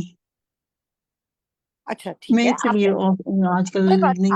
آپ نے کوشش کی کوئی ایک آیت یاد کرنے کی. آپ ایسے کر لیا کریں کہ کوئی 1 یا 2 آیات یاد کر لیا کریں اور مجھے بتا دیا کریں کہ میں نے یہ والی آیت نمبر نا یاد کی ہے, تو پھر میں آپ سے وہی سن لوں گی. اس سے یہ ہوتا ہے کہ جب ہم 1 یا 2 آیات یاد کرنا شروع کرتے ہیں نا تو پھر ہمیں آہستہ آہستہ انشاءاللہ کانفیڈنس آ جاتا ہے, تو پھر انشاءاللہ آپ بھی سنانے لگیں گی. ٹھیک ہے, تو نیکسٹ ٹائم آپ ضرور کوشش کیجیے گا. جو آج کا لیسن آپ کو ملا ہے نا اس میں سے کوئی سی بھی 1 یا 2 آیات آپ ان کو یاد ضرور کیجیے گا انشاءاللہ. جی سعیدہ اقبال ہمارے ساتھ. جی سعیدہ آپ ان میوٹ کرنا چاہیں گی, آپ سنائیں گی؟ اچھا شاید آواز صحیح نہیں جا رہی, آئی ڈونٹ نو. چلیں سعدیہ سے اسٹارٹ کرتے ہیں. فرحت آپ نے اب تک نہیں پڑھا؟ میں نے پڑھ لی ہے. میں نے کہا میں تھوڑا سا اور سنا دوں. چلیں آپ سنا دیں, پھر اس کے بعد سعدیہ سے بھی سن لیتے ہیں. جی بالکل سنائیے. فَكَيْفَ تو کس طرح تتقون تو تم بچو گے ان اگر کفر تم کفر کیا تم نے یومن اس دن یجعلو جو کر دے گا الولدان بچوں کو شیبا بوڑھا السماء آسمان منفطر پھٹ جانے والا ہوگا بہی اس میں کانا ہے وعدہ اس کا مفعولا ہو کر رہے گا. بس مجھے اتنا یاد ہے. اچھا اتنا یاد کیا تھا, چلیں کوئی بات نہیں. ماشاءاللہ بارک اللہ فیکم. ٹھیک ہے جی سعدیہ آپ سٹارٹ کریں گی آگے؟ جی سعدیہ. یہ انا حاضی سے کرنا ہے. جی بالکل انا حاضی انا بے شک حاضی یہ تذکرتن ایک نصیحت ہے. فمن پس جو کوئی شاء چاہے اتخذ بنا لے الی ربی ہی طرف اپنے رب کے سبیلا راستہ. انا بے شک ربا کا رب آپ کا یعلم وہ جانتا ہے انا کا بے شک آپ تقوم آپ قیام کرتے ہیں ادنا قریب من ثلثی 2/3 اللیلی رات کا ونصفہ اور اس کا آدھا وثلثہ اور 1/3 اس کا طائفۃ اور ایک گروہ من الذین ان لوگوں میں سے معک جو آپ کے ساتھ ہیں واللہ اور اللہ یقدر وہ اندازہ رکھتا ہے اللیلہ رات کا والنہار اور دن کا، علما وہ جانتا ہے، ان کے لن ہرگز نہیں، تحصوہ تم شمار کر سکو گے اسے، کتابہ تو وہ مہربان ہوا، علیکم تم پر، فقرؤ پس پڑھو، ماں جو تیسرا جو آسانی سوری میسر آئے ہے نا، میں نے شاید من جی آپ نے قرآن میں سے بس اتنا کافی ہے علما وہ سعدیہ، جزاک جی اللہ خیر. آئی تھنک سعدیہ آپ نے یہ پہلے بھی لائنس پڑھی تھی جی مجھے بالکل ایسا لگ رہا ایگزیکٹ ہے. یہی لائنز آ گئی تھی شاید پچھلی آیت باجی سوری میرا انٹرنیٹ چلا گیا تھا. جی کون بات کر رہا آمنہ میرا انٹرنیٹ چلا گیا تھا، مجھے بلا رہی ہیں. ہے؟ جی جی جی آمنہ سنائیے. یہاں تک پڑھ لیا ہے آپ کے سامنے جو سلائڈ ہے نا، اس میں ما تیسر من القرآن تک سعدیہ نے پڑھ لیا ہے. اب آگے آپ پڑھیں علیمہ. اوکے. عالمہ وہ جانتا ہے ان کے سیکون ان قریب ہوں گے منکم تم میں سے مردہ بیمار و آخرون اور کچھ دوسرے یضربون جو سفر کرتے ہوں گے فی الارض زمین میں، یبتغون وہ تلاش کرتے ہوں گے من فضلی فضل میں سے اللہ کے، و آخرون اور کچھ دوسرے یقاتلون وہ جنگ کرتے ہوں گے فی میں سبیل اللہ کے راستے میں. فقرؤ پس پڑھو ما جو تیسرا میسر آئے منہ اس میں سے، وا اور اقیمو قائم کرو الصلاۃ نماز کو، وا اور آتو ادا کرو الزکوٰۃ زکوٰۃ کو، واقرضوا اور قرض دو اللہ کو قرضاً قرض حسناً اچھا، وما اور جو تقدمو تم آگے بھیجو گے لانفسکم واسطے اپنے نفسوں کے لیے من خیرن کوئی بھلائی تجدوہ تم پاؤ گے اسے عندہ پاس اللہ کے، ہوا وہی خیرن بہتر ہے، وعظم اور زیادہ بڑا ہے اجرن اجر میں، واستغفروا اور بخشش مانگو اللہ سے، انا بے شک اللہ غفور بہت بخشنے والا ہے، رحیم بہت رحم نہایت رحم کرنے والا ہے. ماشاء اللہ بارک ماشاء اللہ اللہ فیکم. ماشاء ایک ایک اللہ. ورڈ ماشاء اللہ بہت اچھا یاد کیا تھا. بس جب آپ عربک پڑھتی ہیں تو تھوڑا سا دھیان رکھیں کہ جو اعراب ہے نا، جیسے ایک جگہ تھا من فضل اللہ تو اللہ ہی ہے، تو وہ زیر ہی پڑھنی ہے آپ نے، اس کو اللہ نہیں پڑھنا. اور پھر اسی طرح یہاں پہ بھی ابھی مجھے محسوس ہوا تھا، شاید ابھی میرے ذہن میں تھا لیکن اب نکل گیا میرے ذہن سے، شاید آزما لفظ تھا جس میں کوئی ایک اس کی ایک آراب کی نا تھوڑی سی وہ چینج ہو گیا تھا. تو جب جی بچی میں خیال رکھوں ہاں گی. تھوڑا سا آہستگی سے پڑھیں انشاءاللہ تو پھر کریکٹ آپ دیکھ سکیں گے. بارک اللہ فیکم. سبحانک اللہم و بحمدک، اشہد ان لا الہ الا انت، استغفرک و اتوب الیک. السلام علیکم و رحمۃ اللہ وبرکاتہ.